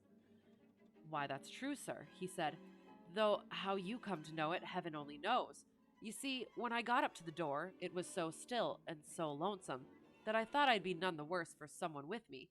I ain't afeard of anything on this side of the grave, but I thought that maybe it was him that died of typhoid inspecting the drains what killed him. The thought gave me a kind of turn, and I walked back to the gate to see if I could see Murcher's lantern, but there wasn't no sign of him, nor of anyone else. There was no one in the street. Not a livin' soul, sir, nor as much as a dog. Then I pulled myself together and went back and pushed the door open. All was quiet inside, so I went into the room where the light was a-burnin'. There was a candle flickerin' on the mantelpiece, a red wax one, and by its light I saw... Yes, I know all that you saw. You walked around the room several times, and you knelt down by the body, and then you walked through and tried the kitchen door, and then...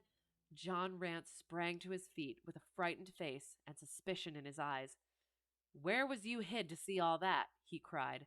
It seems to me that you knows a deal more than you should. Holmes laughed and threw his card across the table to the constable. Don't get arresting me for the murder, he said. I am one of the hounds and not the wolf. Mr. Gregson or Mr. Lestrade will answer for that. Go on, though. What did you do next? Rance resumed his seat, without, however, losing his mystified expression. I went back to the gate and sounded my whistle. That brought Murcher and two more to the spot. Was the street empty then? Well, it was, as far as anybody that could be of any good goes. What do you mean? Hello, hello, how's it going? How's it going? We are, well, Sherlock Holmes is speaking to the constable, trying to get his version of events of the potential and probable murder. So that's where we're at. Hello, how's it going? What do you mean? Well, it was, as far as anybody that could be of any good goes. What do you mean? The constable's features broadened into a grin. I've seen many a drunk chap in my time, he said, but never anyone so crying drunk as that cove. He was at the gate when I came out. Does Moses seem too religious? I wouldn't know, wouldn't think so, I don't know. The constable's features broadened into a grin. I've seen many a drunk chap in my time, he said, but never anyone so crying drunk as that cove. He was at the gate when I came out, a-leaning up agin the railings and a-singing at the pitch of his lungs about Columbine's newfangled banner or some such stuff. He couldn't stand, far less help. What sort of a man was he? Asked Sherlock Holmes. John Rance appeared to be somewhat irritated at this digression. He was an uncommon drunk sort of man, he said. He'd have found hisself in the station if we hadn't been so took up. His face, his dress, didn't you notice them? Holmes broke in impatiently. I should think I did notice them, seeing that I had to prop him up, me and Murcher between us. He was a long chap, with a red face, the lower part muffled round. That will do, cried Holmes. What became of him? We'd enough to do without looking after him, the policeman said in an aggrieved voice. I'll wager he found his way home all right. How was he dressed? A brown overcoat. Had he a whip in his hand? A whip? No. He must have left it behind, muttered my companion. You didn't happen to see or hear a cab after that? No. There's a half-sovereign for you, my companion said, standing up and taking his hat. I am afraid, Rance, that you will never rise in the force. That head of yours should be for use as well as ornament. Oh my, that's a good insult. That head of yours should be for use as well as ornament. You might have gained your sergeant's stripes last night. The man whom you held in your hands is the man who holds the clue of this mystery and whom we are seeking. There is no use of arguing about it now. I tell you that it is so. Come along, Doctor. We started off for the cab together, leaving our informant incredulous, but obviously uncomfortable. The blundering fool, Holmes said bitterly, as we drove back to our lodgings. Just to think of his having such an incomparable bit of good luck, and not taking advantage of it. I am rather in the dark still. It is true that the description of this man tallies with your idea of the second party in this mystery. But why should he come back to the house after leaving it? That is not the way of criminals. The ring, man, the ring. That was what he came back for. If we have no other way of catching him, we can always bait our line with the ring. I shall have him, Doctor. I'll lay you 2 to 1 that I have him. I must thank you for it all. I might not have gone but for you, and so have missed the finest study I ever came across. A study in Scarlet, eh? Roll credits? Why shouldn't we use a little art jargon? There's the scarlet thread of murder running through the colorless skein of life, and our duty is to unravel it, and isolate it, and expose every inch of it. And now for lunch, and then for Norman Neruda. Her attack and her bowing are splendid. What's that little thing of Chopin? Is it Chopin? Chopin's? Chopin. She plays so magnificently. Tra-la-la, lira-lira-lay. I don't know how to make it sound like a violin, I'm sorry. Leaning back in the cab, this amateur bloodhound caroled away like a lark, while I meditated upon the many-sidedness of the human mind. End of chapter 4, beginning of chapter 5. Ooh. It's like we have almost the whole case already, but we're not finished yet. There's still much To be discovered. Chapter 5. Our advertisement brings a visitor. Our morning's exertions had been too much for my weak health, and I was tired out in the afternoon. After Holmes' departure for the concert, I lay down upon the sofa and endeavored to get a couple of hours' sleep. It was a useless attempt. My mind had been too much excited by all that had occurred, and the strangest fancies and surmises crowded into it. Every time that I closed my eyes, I saw before me the distorted baboon-like countenance of the murdered man. So sinister was the impression which that face had produced upon me that I found it difficult to feel anything but gratitude for him who had removed its owner from the world. Watson! If ever human features bespoke vice of the most malignant type, they were certainly those of Enoch J. Drebber of Cleveland. Still, I recognized that justice must be done, and that the depravity of the victim was no condonement in the eyes of the law. The more I thought of it, the more extraordinary did my companion's hypothesis that the man had been poisoned appear.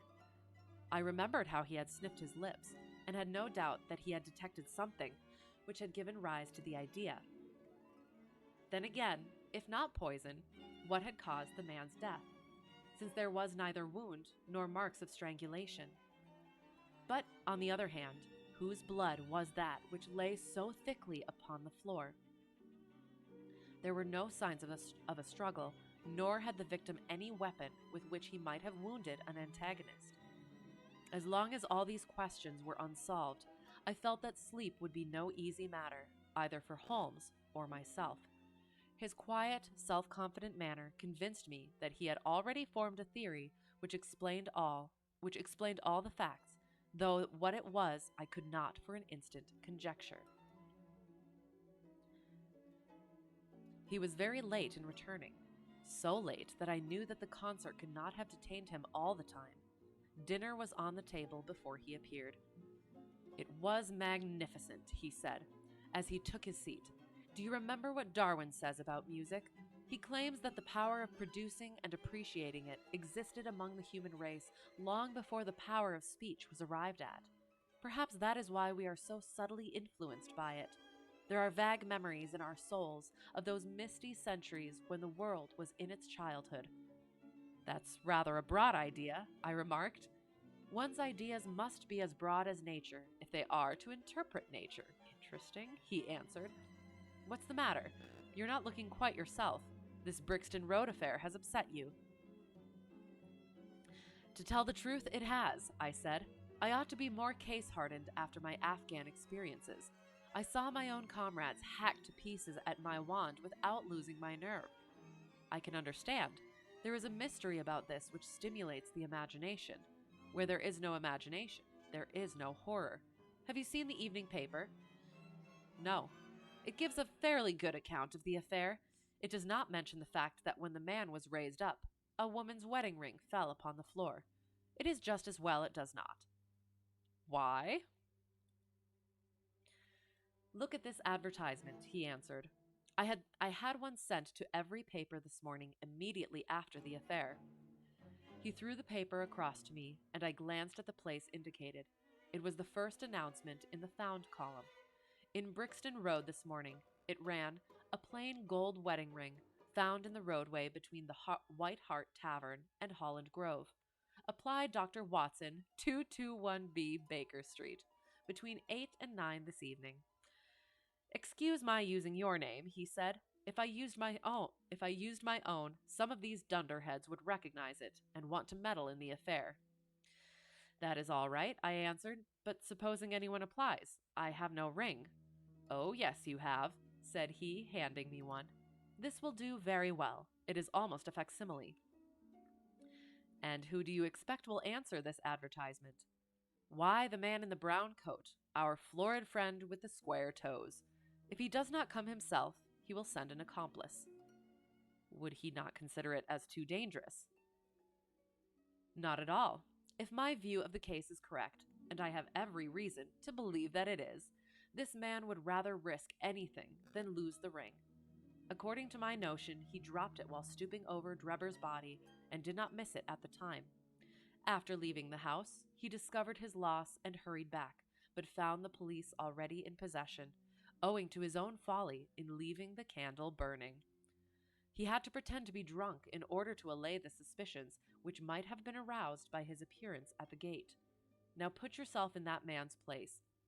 On thinking the matter over, it must have occurred to him that it was possible that he had lost the ring in the road after leaving the house. What would he do then? He would eagerly look out for the evening papers in the hope of seeing it among the articles found. His eye, of course, would light upon this. He would be overjoyed. Why should he fear a trap?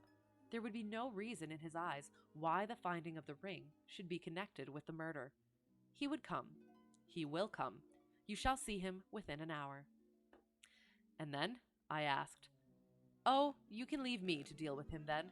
Have you any arms?" "I have my old service revolver and a few cartridges."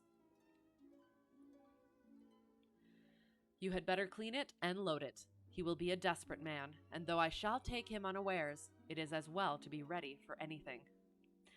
I went to my bedroom and followed his advice. When I returned with the pistol, the table had been cleared, and Holmes was engaged in his favorite occupation of scraping upon his violin. "The plot thickens," he said as I entered. "I have just had an answer to my American telegram. My view of the case is the correct one." "And that is?" I asked eagerly. "My fiddle would be the better for new strings," he remarked. "Put your pistol in your pocket. When the fellow comes, speak to him in an ordinary way. Leave the rest to me. Don't frighten him by looking at him too hard." "It is 8 o'clock now," I said, glancing at my watch. Oops. "Yes, he will probably be here in a few minutes. Open the door slightly. That will do. Now put the key on the inside. Thank you. This is a queer old book I picked up at a stall yesterday. De jour inter gentes. I'm trying to think. Of all between men. I'm not sure. I'm trying to remember what jour is. I think. Wait, no, hang on.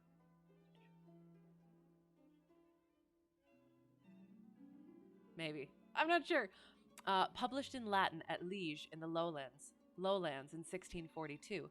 Charles' head was still firm on his shoulders when this little brown-backed volume was struck off. Who is the printer? Philippe de Croix, whoever he may have been. On the flyleaf, in very faded ink, is written Ex Libris Guglielmi White. Guglielmi White. I wonder who William White was. I wonder who William White was. I do as well. Some pragmatical 17th century lawyer, I suppose. His writing has a legal twist about it. Here comes our man, I think. Do I write? Ish. Not a whole lot. Yeah. I will at some point again. Been working on other stuff at the moment. Do you write? As he spoke, there was a sharp ring at the bell. Sherlock Holmes rose softly and moved his chair in the direction of the door. We heard the servant pass along the hall, and the sharp click of the latch. Excellent. What is it that you write? And do you write for fun, or do you write as a profession? As he spoke, there was a sharp ring at the bell. Sherlock Holmes rose softly and moved his chair in the direction of the door. We heard the servant pass along the hall, and the sharp click of the latch as she opened it. Oops. Does Dr. Watson live here? Asked a clear but rather harsh voice. For fun, and you're writing a superhero story? Excellent. I am a big fan of superheroes. Do you think you could consider Sherlock a superhero of the day? I would think so. That sounds awesome. How far along are you? Yes, does Dr. Watson live here? Asked a clear but rather harsh voice. We could not hear the servant's reply, but the door closed, and someone began to ascend the stairs. The footfall was an uncertain and shuffling one. A look of surprise passed over the face of my companion as he listened to it. It came slowly along the passage, and there was a feeble tap at the door. Sherlock was totally a superhero? Yes! I like it. Excellent. I'm glad we are in consensus. You usually just write about geopolitics, which is depressing. You should try writing some superhero stuff or general fiction. Yes, it would be. It, it'll help clear the lowness. I like it. Try it. Try it. And there was a feeble tap at the door. Come in, I cried. At my summons, instead of the man of violence whom we expected, a very old and wrinkled woman hobbled into the apartment. She appeared to be dazzled by the sudden blaze of light, and after dropping a curtsy, she stood blinking at us with her bleared eyes and fumbling in her pocket with nervous, shaky fingers. I glanced at my companion, and his face had assumed such a disconsolate expression that it was all I could do to keep my countenance. You've written some fiction in the past. Maybe you'll dust it off and update it. Yes. You thought about turning a short story into a series. Do it. Do it. And I hope to be able to read it as well. So you have to now. It has been decided. The old crone drew out an evening paper and pointed at our advertisement. It's this as has brought me, good gentlemen, she said, dropping another curtsy. A gold wedding ring in the Brixton Road. It belongs to my girl Sally, as was married only this time 12 month, which her husband is steward aboard a Union boat, and what he'd say if he comes home and found her without her ring is more than I can think, he being short enough at the best of times, but more especially when he has the drink. If it please you, she went to the circus last night along with, is that her ring? I asked. Was going to do a hero named Malcolm Hex, but he is already a vampire hunter. Oh, in a guy's story. That's, yeah, excellent. So you just need just a new name. That's all you need. It's okay. It'll work. You guess you're being bullied into writing? Yes, you are. You're welcome. The Lord be thanked, cried the old woman. Sally will be a glad woman this night. That's the ring. And what may your address be? I inquired, taking up a pencil. 13 Duncan Street, Houndsditch, a weary way from here. The Brixton Road does not lie between any circus and Houndsditch, said Sherlock Holmes sharply. The old woman faced round and looked keenly at him from her little red-rimmed eyes. The gentleman asked me for my address, she said. Sally lives in lodgings at 3 Mayfield Place, Peckham. And your name is? My name is Sawyer. Hers is Dennis, which Tom Dennis married her, and a smart, clean lad, too, as long as he's at sea, and no steward in the company more thought of. But when on shore, what with the women and what with liquor shops— Here is your ring, Mrs. Sawyer, I interrupted, in obedience to a sign from my companion. It clearly belongs to your daughter, and I am glad to be able to restore it to the rightful owner. With many mumbled blessings and protestations of gratitude, the old crone packed it away in her pocket and shuffled off down the stairs. Sherlock Holmes sprang to his feet the moment that she was gone and rushed into his room. He returned in a few seconds, enveloped in an ulster and a cravat. I'll follow her, he said hurriedly. She must be an accomplice and will lead me to him. Wait up for me. The hall door had hardly slammed behind our visitor before Holmes had descended the stair. Looking through the window, I could see her walking feebly along the other side, while her pursuer dogged her some little distance behind. Either his whole theory is incorrect, I thought to myself, or else he will be led now to the heart of the mystery. There was no need for him to ask me to wait up for him, for I felt that sleep was impossible until I heard the result of his adventure. It was close upon 9 when he set out. I had no idea how long he might be, but I sat stolidly, puffing at my pipe and skipping over the pages of Henri Murger's Vie de Bohème. Sorry. 10 o'clock passed, and I heard the footsteps of the maid as they pattered off to bed.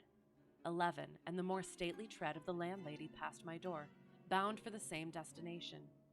It was close upon 12 before I heard the sharp sound of his latchkey. The instant he entered, I saw by his face that he had not been successful.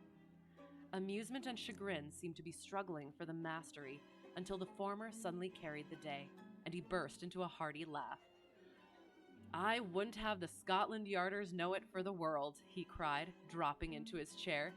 I have chaffed them so much that they would never have let me hear the end of it. I can afford to laugh because I know that I will be even with them in the long run. What is it then? I asked. Oh, I don't mind telling a story against myself. That creature had gone a little way when she began to limp and show every sign of being footsore. Presently, she came to a halt and hailed a four-wheeler which was passing. I managed to be close to her so as to hear the address, but I need not have been so anxious, for she sang it out loud enough to be heard at the other side of the street. "Drive to 13 Duncan Street, Houndsditch," she cried. This begins to look genuine, I thought, and having seen her safely inside, I perched myself behind. That's an art which every detective should be an expert at. Well, away we rattled and never drew rein until we reached the street in question. I hopped off before we came to the door and strolled down the street in an easy, lounging way. I saw the cab pull up. The driver jumped down, and I saw him open the door and stand expectantly. Nothing came out, though. When I reached him, he was groping about frantically in the empty cab and giving vent to the finest assorted collection of oaths that ever I listened to. There was no sign or trace of his passenger, and I fear it will be some time before he gets his fare. On inquiring at number 13, we found that the house belonged to a respectable paper hanger named Keswick, and that no one of the name either of Sawyer or Dennis had ever been heard of there. "You don't mean to say," I cried in amazement, that tottering, feeble old woman was able to get out of the cab while it was in motion without either you or the driver seeing her? "Old woman be damned," said Sherlock Holmes sharply. "We were the old women to be so taken in. It must have been a young man, and an active one, too, besides being an incomparable actor." The get-up was inimitable. He saw that he was followed, no doubt, and used this means of giving me the slip. It shows that the man we are after is not as lonely as I imagined he was, but has friends who are ready to risk something for him. Now, doctor, you are looking done up. Take my advice and turn in. I was certainly feeling very weary, so I obeyed his injunction. I left Holmes seated in front of the smoldering fire, and long into the watches of the night I heard the low, melancholy wailings of his violin, and knew that he was still pondering over the strange problem which he had set himself to unravel. End of chapter 5, beginning of chapter 6.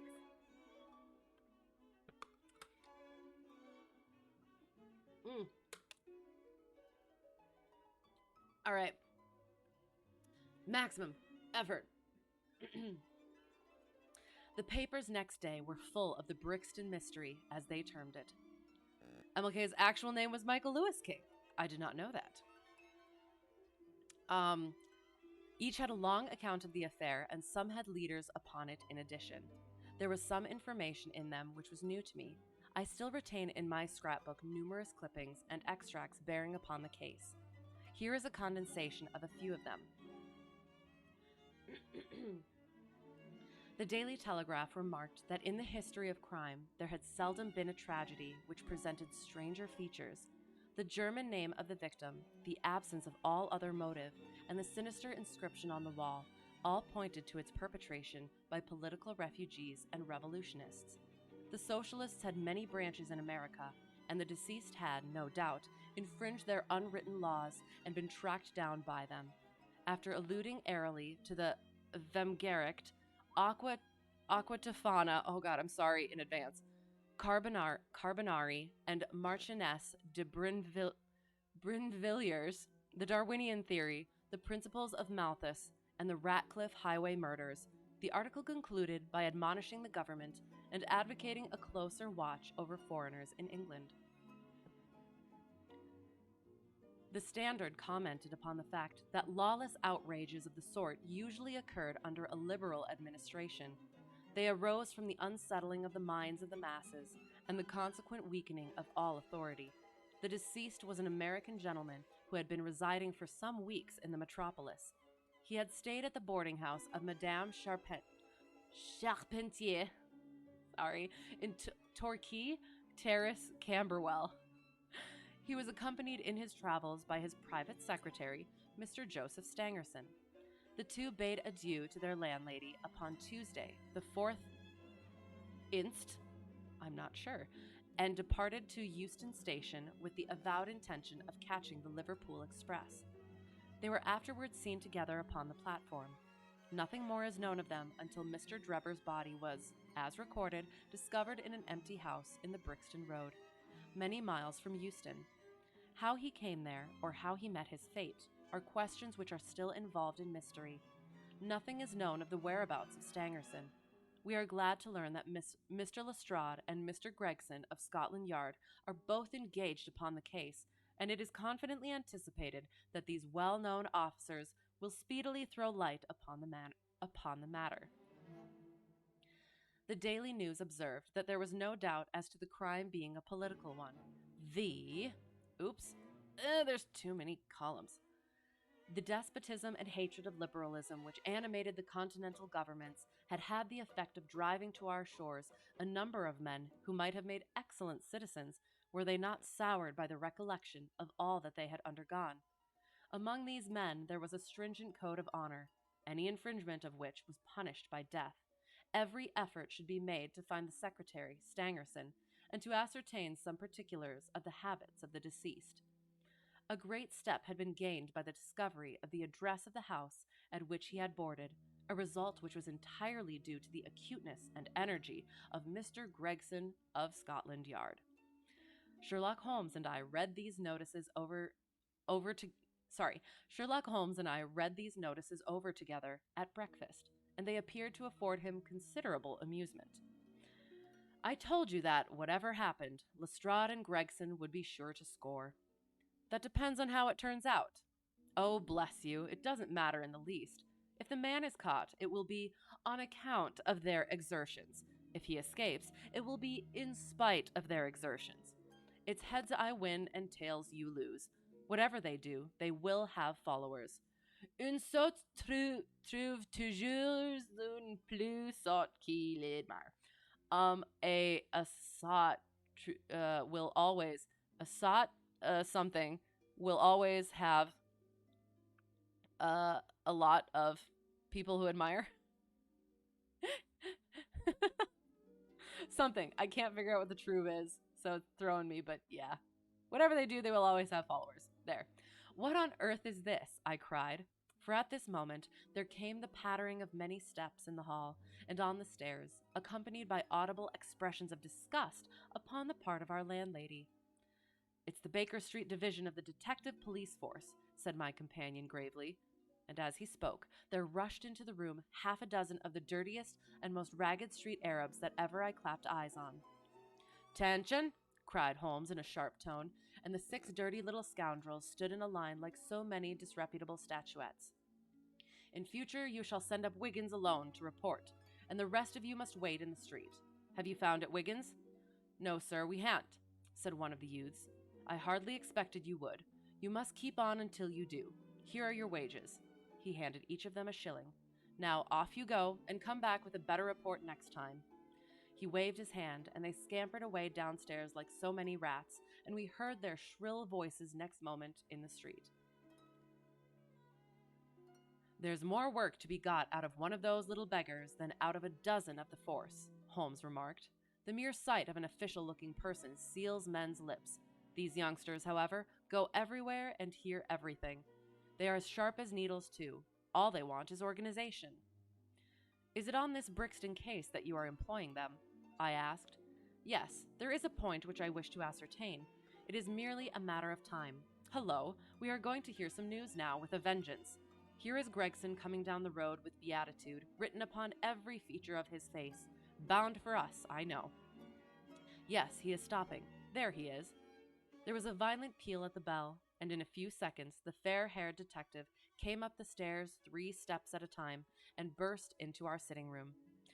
"My dear fellow," he cried, wringing Holmes' unresponsive hand, "congratulate me. I have made the whole thing as clear as day." A shade of anxiety seemed to me to cross my companion's expressive face.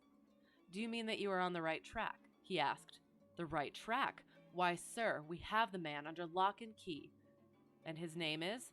"Arthur Charpentier, sub-lieutenant in Her Majesty's Navy," cried Gregson pompously, rubbing his fat hands and inflating his chest. "You just recovered your old stories. They were stuck in a depreciated file format. So it's happening." "Yes!" I'm so excited. I'm so happy you're doing it.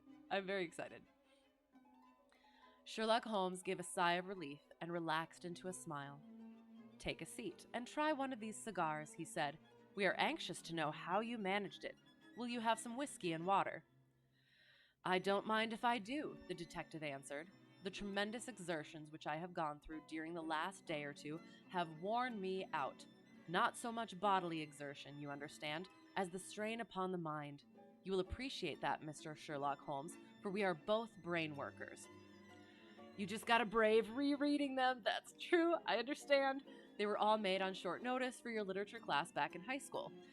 I think you'll also be surprised at some of the things in there too, though. Because, like, I definitely feel that going back to old writing and be like, oh, God, no. But then also the points where you're like, oh, that was actually pretty good. So, oh, that will be fun. And I'm looking forward to hearing about it. Yay. That's awesome. Back in high school. Dang. You're just gonna revamp it and it'll be great. It's gonna be amazing. Both brain workers. You do me too much honor, said Holmes gravely. Let us hear how you arrived at this most gratifying result. Should I use real world leaders or fictional ones? It's probably more fun to do fictional ones, just so that you can be more creative with it. I suspect they just need some serious polish to smooth out the edges. Yeah, definitely. Excellent. Yes, I like it. I like it a lot. That sounds good. The detective seated himself in the armchair and puffed complacently at his cigar. Then suddenly he slapped his thigh in a paroxysm of amusement. It's set in the real world, but with fictional sci-fi. So yeah, I do. I think you could. There's a lot of things set in the real world where you get to choose. Yeah, I mean, like it is. It's your character, so then you have a lot more liberty to take then if you use fictional ones. So excellent. That'll be fun. The fun of it is, he cried, that fool Lestrade, who thinks himself so smart, has gone off upon the wrong track altogether. He is after the secretary Stangerson, who had no more to do with the crime than the babe unborn. I have no doubt that he has caught him by this time. The idea tickled Gregson so much that he laughed until he choked. And how did you get your clue? Ah, I'll tell you all about it. Of course, Dr. Watson, this is strictly between ourselves.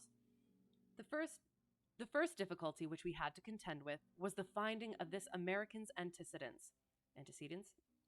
Antecedents. Some people would have waited until their advertisements were answered, or until parties came forward and volunteered information. That is not Tobias Gregson's way of going to work. You remember the hat beside the dead man? Yes, said Holmes, by John Underwood and Sons, 129 Camberwell Road. Gregson looked quite crestfallen. I had no idea that you noticed that, he said. Have you been there? No. Ha! Cried Gregson in a relieved voice. You should never neglect a chance, however small it may seem. To a great mind, nothing is little, remarked Holmes sententiously. Well, I went to Underwood and asked him if he had sold a hat of that size and description. He looked over his books and came on it at once. He had sent the hat to a Mr. Drebber, residing at Charpentier's boarding establishment, Torquay Terrace. Thus I got at his address. Smart, very smart, murmured Sherlock Holmes. I next called upon Madame Charpentier, continued the detective. I found her very pale and distressed. Her daughter was in the room, too. An uncommonly fine girl she is, too. She was looking red about the eyes, and her lips trembled as I spoke to her. That didn't escape my notice. I began to smell a rat. You know the feeling, Mr. Sherlock Holmes, when you come upon the right scent, a kind of thrill in your nerves. Have you heard of the mysterious death of your late boarder, Mr. Enoch J. Drebber of Cleveland? I asked. The mother nodded. She didn't seem able to get out a word. The daughter burst into tears. I felt more than ever that these people knew something of the matter. At what o'clock did Mr. Drebber leave your house for the train? I asked. Shoot. At 8 o'clock, she said, gulping in her throat to keep down her agitation. His secretary, Mr. Stangerson, said that there were 2 trains, one at 9:15 and one at 11. He was to catch the first. And was that the last which you saw of him? A terrible change came over the woman's face as I asked the question. Her features turned perfectly livid. It was some seconds before she could get out the single word. Yes. And when it did come, it was in a husky, unnatural tone. There was silence for a moment, and then the daughter spoke in a calm, clear voice. No good can ever come of falsehood, Mother, she said. Let us be frank with this gentleman. We did see Mr. Drebber again. God forgive you, cried Madame Charpentier, throwing up her hands and sinking back in her chair. You have murdered your brother. Arthur would rather that we spoke the truth, the girl answered firmly. You had best tell me all about it now, I said. Half confidences are worse than none. Besides, you do not know how much we know of it. Hello, how's it going? No good can ever come from falsehood. Exactly. Lessons to be learned in the classics. On your head be it, Alice, cried her mother, and then, turning to me, I will tell you all, sir. Do not imagine that my agitation on behalf of my son arises from any fear lest he should have had a hand in this terrible affair. He is utterly innocent of it. My dread is, however, that in your eyes and in the eyes of others he may appear to be compromised. That, however, is surely impossible. His high character, his profession, his antecedents would all forbid it. Your best way is to make a clean breast of the facts, I answered. Depend upon it, if your son is innocent, he will be none the worse.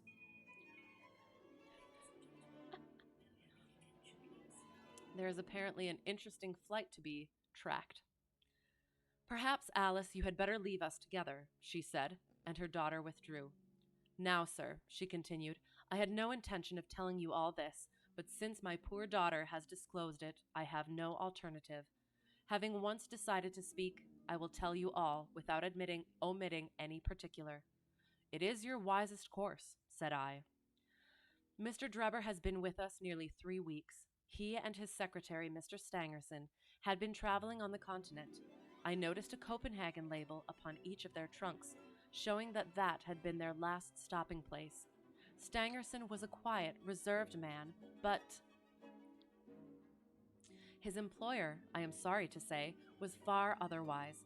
He was coarse in his habits and brutish in his ways. The very night of his arrival, he became very much the worse for drink, and indeed, after 12 o'clock in the day, he could hardly ever be said to be sober. His manners towards the maidservants were disgustingly free and familiar. Worst of all, he speedily assumed the same attitude towards my daughter, Alice, and spoke to her more than once in a way which, fortunately, she is too innocent to understand. On one occasion, he actually seized her in his arms and embraced her, an outrage which caused his own secretary to reproach him for his unmanly conduct. But why did you stand all this? I asked. I suppose that you can get rid of your boarders when you wish. Mrs. Charpentier blushed at my pertinent question. Would to God that I had given him notice on the very day that he came, she said. But it was a sore temptation. They were paying £1 a day each, £14 a week, and this is the slack season. I am a widow, and my boy in the Navy has cost me much. I grudged to lose the money. I acted for the best. This last was too much, however, and I gave him notice to leave on account of it. That was the reason of his going. Well? My heart grew light when I saw him drive away. My son is on leave just now, but I did not tell him anything of all this, for his temper is violent, and he is passionately fond of his sister. When I closed the door behind them, a load seemed to be lifted from my mind. Alas, in less than an hour, there was a ring at the bell, and I learned that Mr. Drebber had returned. He was much excited and evidently the worse for drink. He forced his way into the room where I was sitting with my daughter and made some incoherent remark about having missed his train. He then turned to Alice and before my very face proposed to her that she should fly with him. You are of age, he said, and there is no law to stop you. I have money enough and to spare. Never mind the old girl here, but come along with me now, straight away. You shall live like a princess. Poor Alice was so frightened that she shrunk away from him, but he caught her by the wrist and endeavored to draw her towards the door. I screamed, and at that moment my son Arthur came into the room. What happened then I do not know. I heard oaths and the confused sounds of a scuffle. I was too terrified to raise my head. When I did look up, I saw Arthur standing in the doorway, laughing, with a stick in his hand. "I don't think that fine fellow will trouble us again," he said. "I will just go after him and see what he does with himself." With those words, he took his hat and started off down the street. The next morning, we heard of Mr. Drebber's mysterious death. This statement came from Mrs. Charpentier's lips with many gasps and pauses. At times she spoke so low that I could hardly catch the words. I made shorthand notes of all that she said, however, so that there should be no possibility of a mistake. "It's quite exciting," said Sherlock Holmes with a yawn. "What happened with a yawn? What happened next?" When Mrs. Charpentier paused, the detective continued, "I saw that the whole case hung upon one point. Fixing her with my eye in a way which I always found effective with women, I asked her at what hour her son returned. "I do not know," she answered. "Not know?" "No, he has a latchkey, and he let himself in." "After you went to bed?" "Yes." "When did you go to bed?" "About 11. So your son was gone at least 2 hours?" "Yes." "Possibly 4 or 5? "Yes." "What was he doing during that time?" "I do not know," she answered, turning white to her very lips. Just flying your warthog in DCS, listening to a live and interactive audiobook. Sounds like a good time. So the typical Thursday, yes. Love it. Sounds like fun. Excellent. How's it going? How's the flying of the warthog? Of course, after that, there was nothing more to be done. More to be done. I found out where Lieutenant Charpentier was, took 2 officers with me, and arrested him. When I touched him on the shoulder and warned him to come quietly with us, he answered us as bold as brass. "I suppose you are arresting me for being concerned in the death of that scoundrel Drebber," he said. We had said nothing to him about it, so that his alluding to it had a most suspicious aspect. "Very," said Holmes. He still carried the heavy stick which the mother described him as having with him when he followed Drebber. It was a stout oak cudgel. "You're getting the hang of it? Very nice. Excellent. Oh, which column? This column, I think. Yes. Well, fun. I'm happy to throw some mystery into there for you then, too." "What is your theory, then?"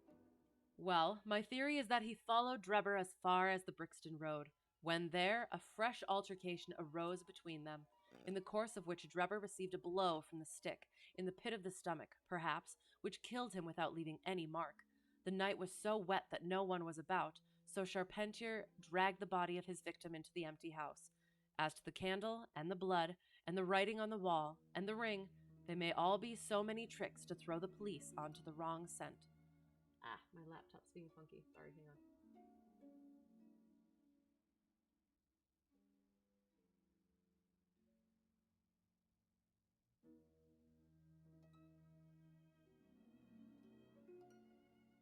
Okay, sorry. Many tricks to throw the police onto the wrong scent. "Well done," said Holmes in an encouraging voice. "Really, Gregson, you are getting along. We shall make something of you yet." "I flatter myself that I have managed it rather neatly," the detective answered proudly. The young man volunteered a statement in which he said that after following Drebber some time, the latter perceived him and took a cab in order to get away from him. On his way home, he met an old shipmate and took a long walk with him. On being asked where this old shipmate lived, he was unable to give any satisfactory reply. I think the whole case fits together uncommonly well. What amuses me is to think of Lestrade, who had started off upon the wrong scent. I am afraid he won't make much of, why, by Jove, here's the very man himself. It was indeed Lestrade, who had ascended the stairs while we were talking, and who now entered the room. The assurance and jauntiness which generally marked his demeanor and dress were, however, wanting. His face was disturbed and troubled, while his clothes were disarranged and untidy. He had evidently come with the intention of consulting with Sherlock Holmes, for on perceiving his colleague, he appeared to be embarrassed and put out. He stood in the center of the room, fumbling nervously with his hat and uncertain what to do. This is a most extraordinary case, he said at last. A most incomprehensible affair. Ah, you find it so, Mr. Lestrade, cried Gregson triumphantly. I thought you would come to that conclusion. Have you managed to find the secretary, Mr. Joseph Stangerson? The secretary, Mr. Joseph Stangerson, said Lestrade gravely, was murdered at Halliday's private hotel about 6 o'clock this morning. Uh-oh, the twists keep coming. Oh, end of chapter 6, beginning of chapter 7. Ooh. This might be going a bit long, oh no. Chapter 7, Light in the Darkness. We'll read faster. Just kidding. The intelligence with which Lestrade greeted us was so momentous and so unexpected that we were all three fairly dumbfoundered. Dumbfoundered? Interesting. Gregson sprang out of his chair and upset the remainder of his whiskey and water. I stared in silence at Sherlock Holmes, whose lips were compressed and his brows drawn down over his eyes. Stangerson, too, he muttered. The plot thickens. It was quite thick enough before, grumbled Lestrade, taking a chair. I seem to have dropped into a sort of council of war. Are you sure of this piece of intelligence? Stammered Gregson. Dumbfounderously, yes. I have just come from his room, said Lestrade. I was the first to discover what had occurred. Dang. We have been hearing Gregson's view of the matter, Holmes observed. Would you mind letting us know what you have seen and done? I have no objection, Lestrade answered, seating himself. I freely confess that I was of the opinion that Stangerson was concerned in the death of Drebber. This fresh development has shown me that I was completely mistaken. Full of the one idea, I set myself to find out what had become of the secretary. They had been seen together at Euston Station about 8:30 on the evening of the 3rd. At 2 in the morning, Drebber had been found in the Brixton Road. The question which confronted me was to find out how Stangerson had been employed between 8:30 and the time of the crime, and what had become of him afterwards. I telegraphed to Liverpool, giving a description of the man and warning them to keep a watch upon the American boats. I then set to work calling upon all the hotels and lodging houses in the vicinity of Euston. You see, I argued that if Drebber and his companion had become separated, the natural course for the latter would be to put up somewhere in the vicinity for the night, and then to hang about the station again next morning. They would be likely to agree on some meeting place beforehand, remarked Holmes. So it proved. I spent the whole of yesterday evening in making inquiries entirely without avail. This morning I began very early, and at 8 o'clock I reached Halliday's private hotel in Little George Street. On my inquiry as to whether a Mr. Stangerson was living there, they at once answered me in the affirmative. No doubt you are the gentleman whom he was expecting, they said. He has been waiting for a gentleman for 2 days. Where is he now? I asked. He is upstairs in bed. He wished to be called at 9. I will go up and see him at once, I said. It seemed to me that my sudden appearance might shake his nerves and lead him to say something unguarded. The Boots volunteered to show me the room. It was on the 2nd floor, and there was a small corridor leading up to it. The Boots pointed out the door to me and was about to go downstairs again when I saw something that made me feel sickish, in spite of my 20 years' experience. From under the door there curled a little red ribbon of blood, which had meandered across the passage and formed a little pool along the skirting at the other side. I gave a cry, which brought the Boots back. He nearly fainted when he saw it. The door was locked on the inside, but we put our shoulders to it and knocked it in. The window of the room was open, and beside the window, all huddled up, lay the body of a man in his nightdress. He was quite dead, and had been for some time, for his limbs were rigid and cold. When we turned him over, the Boots recognized him at once as being the same gentleman who had engaged the room under the name of Joseph Stangerson. The cause of death was a deep stab in the left side, which must have penetrated the heart. And now comes the strangest part of the affair. What do you suppose was above the murdered man? I felt a creeping of the flesh and a presentiment of coming horror, even before Sherlock Holmes answered the word Raish, written in letters of blood. He was quite dead. Quite dead, yes. Is that like mostly dead? Yes, exactly. He was quite dead. Exceptionally high quality commentary. Absolutely. I did. I heard it, but I was like, all right, I'll leave it. But you guys took care of it. I appreciate that. I mean, what would you think or say when you came across a bloody dude that you were about to take to, I don't know, for murdering somebody else? All of a sudden he's murdered. He was quite dead. No, it's fair. The word Raish, written in letters of blood, he said. That was it, said Lestrade in an awestruck voice, and we were all silent for a while. Quite dead, as in he's been dead for a while now. Yes, exactly. But I like the other one better. It's much more amusing. But yes, definitely makes sense. There was something so methodical and so incomprehensible about the deeds of this unknown assassin that it imparted a fresh ghastliness to his crimes. My nerves, which were steady enough on the field of battle, tingled as I thought of it. The man was seen, continued Lestrade. A milk boy, passing on his way to the dairy, happened to walk down the lane which leads from the mews at the back of the hotel. Quite dead, as opposed to just slightly dead. What is that? That's from something again. I'm feeling like it's like Princess Bride or something. No. Oh, something slightly dead. Yeah, I'm pretty sure it is. It is Princess Bride. Yes. Thank you for the confirmation. Oh, Billy Crystal. Yes. Yeah. Yep. I love it.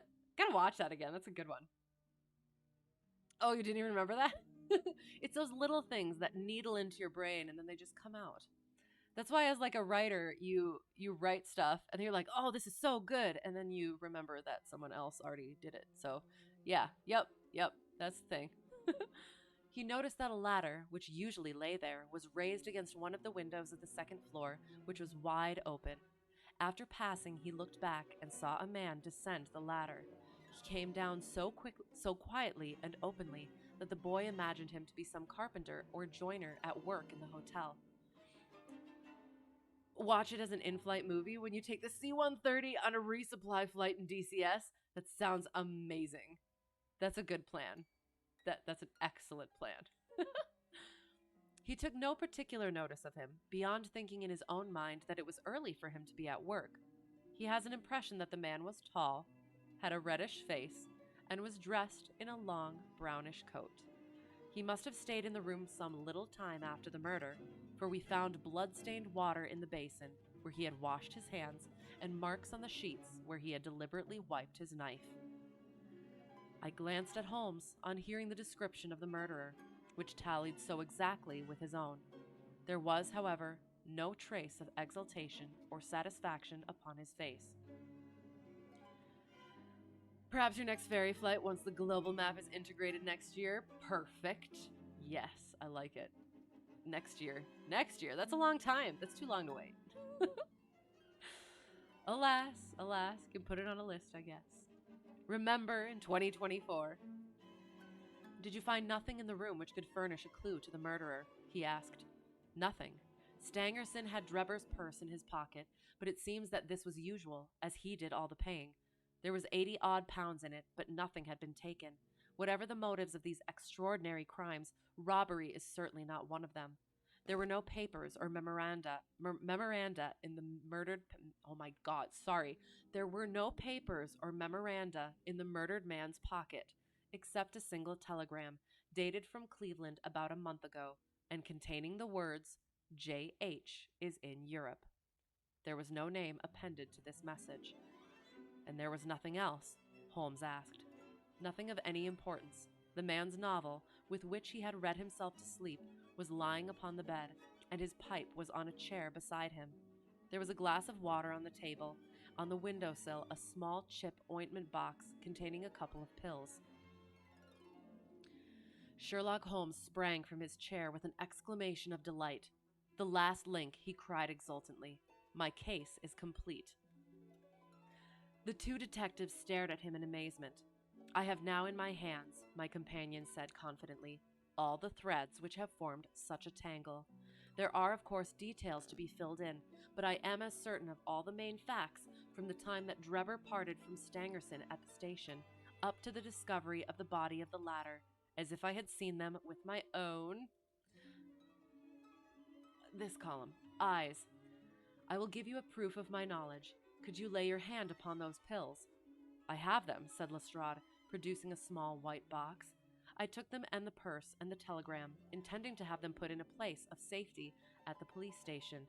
It was the merest chance my taking these pills, for I am bound to say that I do not attach any importance to them. Give them here, said Holmes.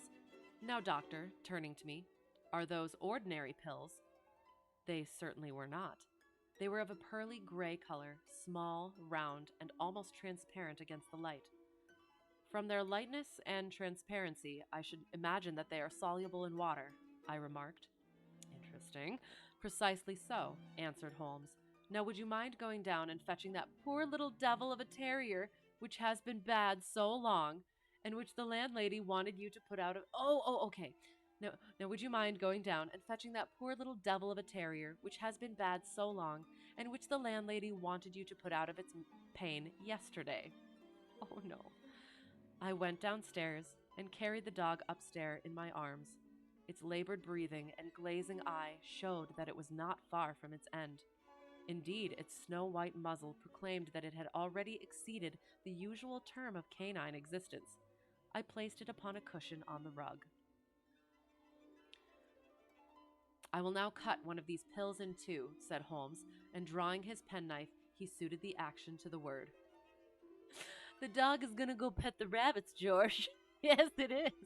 That's of Mice and Men, correct? God, it's been a long time. One half we return into the box for future purposes. The other half I will place in this wine glass, in which is a teaspoonful of water. You perceive that our friend, the doctor, is right, and that it readily dissolves.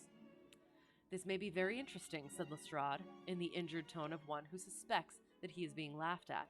I cannot see, however, what it has to do with the death of Mr. Joseph Stangerson. Yes, that one was an intentional reference. Good. I'm glad I got it. I'm trying to... I did. I'm pretty sure I read it, but to be honest, in high school, I'm not sure I read all the things that I was supposed to and just kind of wung it. So, yeah. So, I got it, though. Thank you. I understood that reference. Patience, my friend, patience. You will find in time that it has everything to do with it. I shall now add a little milk to make the mixture palatable, and on presenting it to the dog, we find that he laps it up readily enough.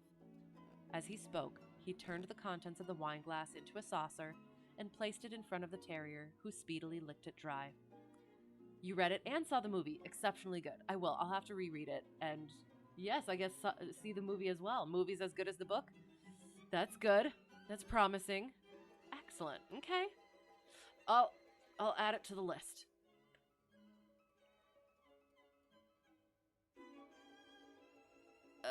Where is it? That one.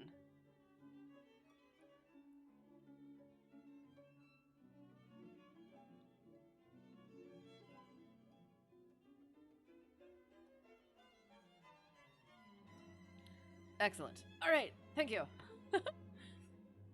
Licked it dry. Sherlock Holmes' earnest demeanor had so far convinced us that we all sat in silence, watching the animal intently and expecting some startling effect. None such appeared, however. The dog continued to lie stretched upon the cushion, breathing in a labored way, but apparently neither the better nor the worse for its draught. The movie was extremely faithful. I'll turn the page and then The movie was extremely faithful to the book, while even adding some scenes that complement the events detailed in the book, expanding upon them tastefully. Excellent. Oh, that's nice. Oh, hello. How's it going? 8th grade was pretty much all Steinbeck all the time, right? Oh, honestly, the only one that I really remember enjoying reading from high school was Crime and Punishment. But actually, I didn't enjoy it until I wrote the paper for it. Because then I was like, oh, that actually was interesting. So, yeah. Oh, I love it. Excellent. Okay, so the dog is still there, I guess. Goosebumps, anyone? I never got into those, but I think I would like to. The small ones did. So, yes. Ooh, oh, are those in copyright still? Because I would totally do that for Halloween, for Spook Month. Nice. You went on a big field trip to Monterey, Cannery Row, and to the Steinbeck Museum in Salinas. Oh, that sounds awesome. That would make it better, I think. Coming from somebody who likes reading, like in high school, it was like, blah. But that sounds awesome. You read quite a few of those, and no, they're not in public domain.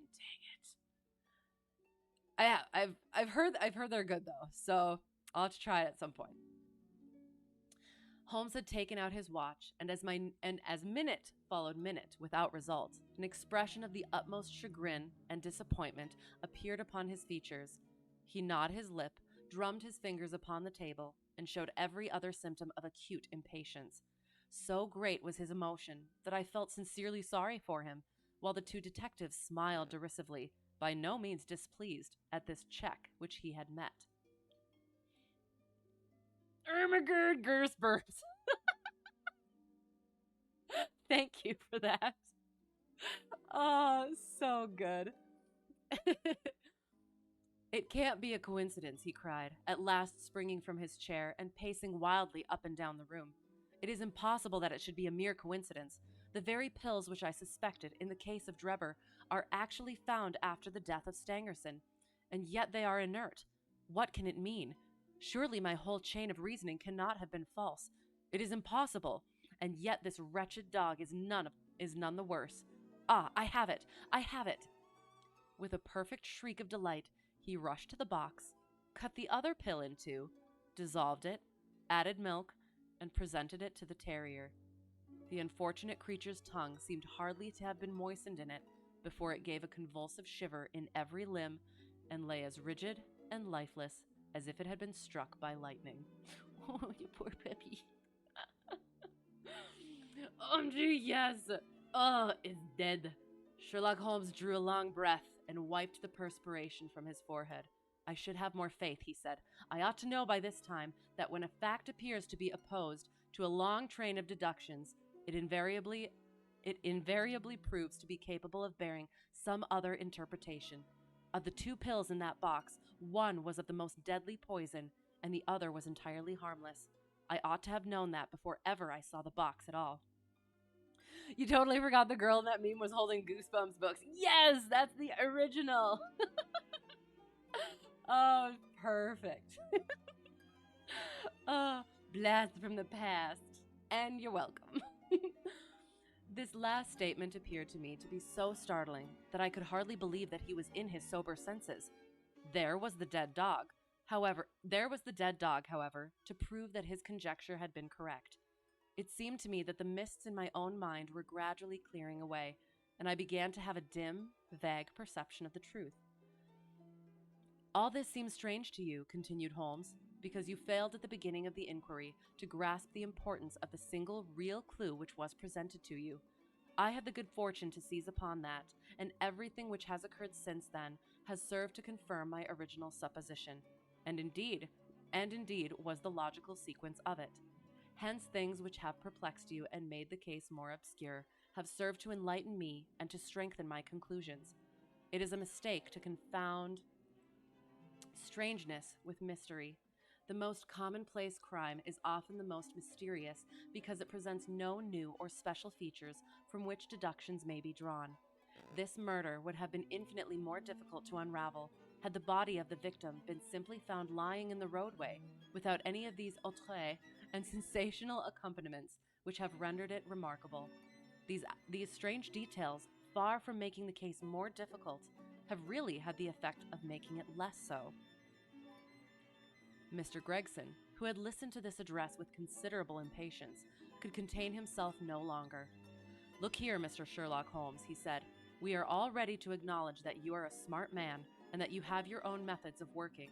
We want something more than mere theory and preaching now, though. It is a case of taking the man. I have made my case out, and it seems I was wrong. Young Charpentier could not have been engaged in this second affair. Lestrade went after his man, Stangerson, and it appears that he was wrong too. You have thrown out hints here and hints there, and seem to know more than we do, But the time has come when we feel that we have a right to ask you straight how much you do know of the business. Can you name the man who did it?" "I cannot help feeling that Gregson is right, sir," remarked Lestrade. "We have both tried, and we have both failed. You have remarked more than once since I have been in the room that you had all the evidence which you require. Surely you will not withhold it any longer." "Any delay in arresting the assassin," I observed, "might give him time to perpetrate some fresh atrocity." Oop. Thus pressed by us all, Holmes showed signs of irresolution. He continued to walk up and down the room with his head sunk on his chest and his brows drawn down, as was his habit when lost in thought. "There will be no more murders," he said at last, stopping abruptly and facing us. "You can put that consideration out of the question. You have asked me if I know the name of the assassin. I do. The mere knowing of his name is a small thing, however, compared with the power of laying our hands upon him. This I expect very shortly to do. I have good hopes of managing it through my own arrangements, but it is a thing which needs delicate handling, for we have a shrewd and desperate man to deal with, who is supported, as I have had occasion to prove, by another who is as clever as himself." "It's very obvious the detectives in this town do not watch Rick and Morty." "I haven't seen Rick and Morty, so I don't understand. But Sherlock Holmes, probably. Yes, probably." In 18, what's it? "As long as this man has no idea that anyone can have a clue, there is some chance of securing him. But if he had the slightest suspicion, he would change his name and vanish in an instant among the 4 million inhabitants of this great city. Without meaning to hurt either of your feelings, I am bound to say that I consider these men to be more than a match for the official force, and that is why I have not asked your assistance. If I fail, I shall, of course, incur all the blame due to this omission. But that I am prepared for. At present, I am ready to promise that the instant that I can communicate with you without endangering my own combinations, I shall do so." Gregson and Lestrade seemed to be far from satisfied by this assurance, or by the depreciating allusion to the detective police. The former had flushed up to the roots of his flaxen hair, while the other's beady eyes glistened with curiosity and resentment. Neither of them had time to speak, however, before there was a tap at the door, and the spokesman of the street Arabs, young Wiggins, introduced his insignificant and unsavory person. "Please, sir," he said, touching his forelock, "I have the cab downstairs." "Good boy," said Holmes blandly. "Why don't you introduce this pattern at Scotland Yard?" he continued, taking a pair of steel handcuffs from a drawer. "See how beautifully the spring works? They fasten in an instant." "The old pattern is good enough," remarked Lestrade, "if we can only find the man to put them on." Very good," said Holmes, smiling. "The cabman may as well help me with my boxes. Just ask him to step up, Wiggins." I was surprised to find my companion speaking as though he were about to set out on a journey, since he had not said anything to me about it. There was a small portmanteau in the room, and this he pulled out and began to strap. He was busily engaged at it when the cabman entered the room. "Just give me a help with this buckle, cabman," he said, kneeling over his task and never turning his head. The fellow came forward with a somewhat sullen, defiant air and put down his hands to assist. At that instant, there was a sharp click, the jangling of metal, and Sherlock Holmes sprang to his feet again. "Gentlemen," he cried with flashing eyes, "let me introduce you to Mr. Jefferson Hope, the murderer of Enoch Drebber and of Joseph Stangerson." The whole thing occurred in a moment, so quickly that I had no time to realize it. I have a vivid recollection of that instant, of Holmes' triumphant expression and the ring of his voice, of the cabman's dazed, savage face as he glared at the glittering handcuffs, which had appeared as if by magic upon his wrists. For a second or two, we might have been a group of statues. Then, with an inarticulate roar of fury, the prisoner wrenched himself free from Holmes's grasp and hurled himself through the window. Woodwork and glass gave way before him, but before he got quite through, Gregson, Lestrade, and Holmes sprang upon him like so many staghounds. He was dragged back into the room, and then commenced a terrific conflict. So powerful and so fierce was he that the four of us were shaken off again and again. He appeared to have the convulsive strength of a man in an epileptic fit. His face and hands were terribly mangled by his passage through the glass, but loss of blood had no effect in diminishing his resistance.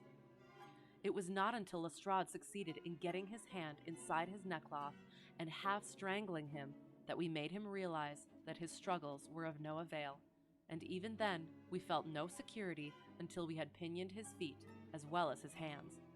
That done, we rose to our feet, breathless and panting. "We have his cab," said Sherlock Holmes. "It will serve to take him to Scotland Yard. And now, gentlemen," he continued with a pleasant smile, "we have reached the end of our little mystery. You are very welcome to put any questions that you like to me now, and there is no danger that I will refuse to answer them." Out of the blue! However,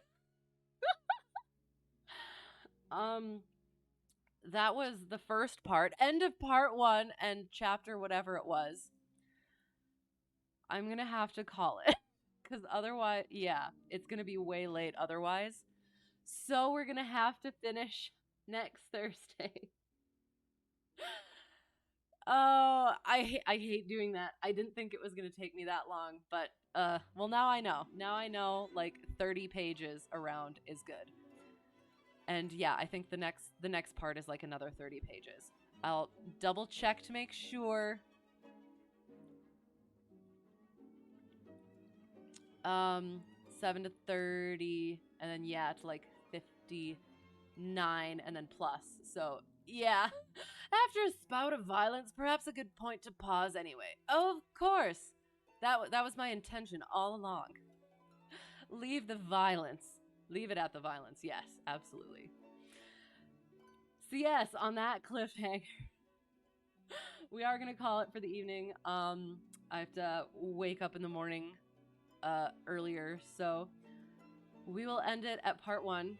Boop, and where's the other thing? Boop, bada boop. Yeah, so that will be continued next Thursday, but first, on Sunday, we shall continue our competitive Classic Chips Challenge. I am stoked for it. Okie dokie, and I'm sorry for calling it there. I usually don't. I don't like doing that. Bada boop, yes. So if you're interested in playing along with some Classic Chips Challenge, that is what we are doing on Sunday. It'll be a semi-versus situation, so that'll be fun. And then, yeah, competitive chips challenge. That was a lot of fun. I'm so excited to get back to it. Tuesday we'll be flying again, hopefully doing ATC this time. I am. I'm very much trying to actually start earlier. It's gonna take me some time, but working on it. So that's him and other things on Tuesday. And then yeah, we'll finish this one, A Study in Scarlet, part 2 of Sherlock Holmes on Thursday. So that is the plan. Yeah. So whoever got lost and found their way here or found their way back, thanks for being here. I appreciate it. And yeah. Have a great whatever it's going to be for you. Hope to see you again soon. Sorry if I've forgotten anything. Brain is moosh. And yeah. I'm trying to think if there's anything else. I don't think so. But yeah, I think part 2 will be the we'll learn all the things that are happening. So yeah, have a good night. Thank you, you as well. Again, thanks for being here. See you later. Yes, I'm not sure I'll be able to be there tomorrow. I hope I can, but yeah, I'm not sure at the moment. Otherwise, have a good stream, and yeah, yeah. So tired. I'm sorry. Yeah. Okay. That is all. Need to get my things together. So again, yes, thank you, and bye.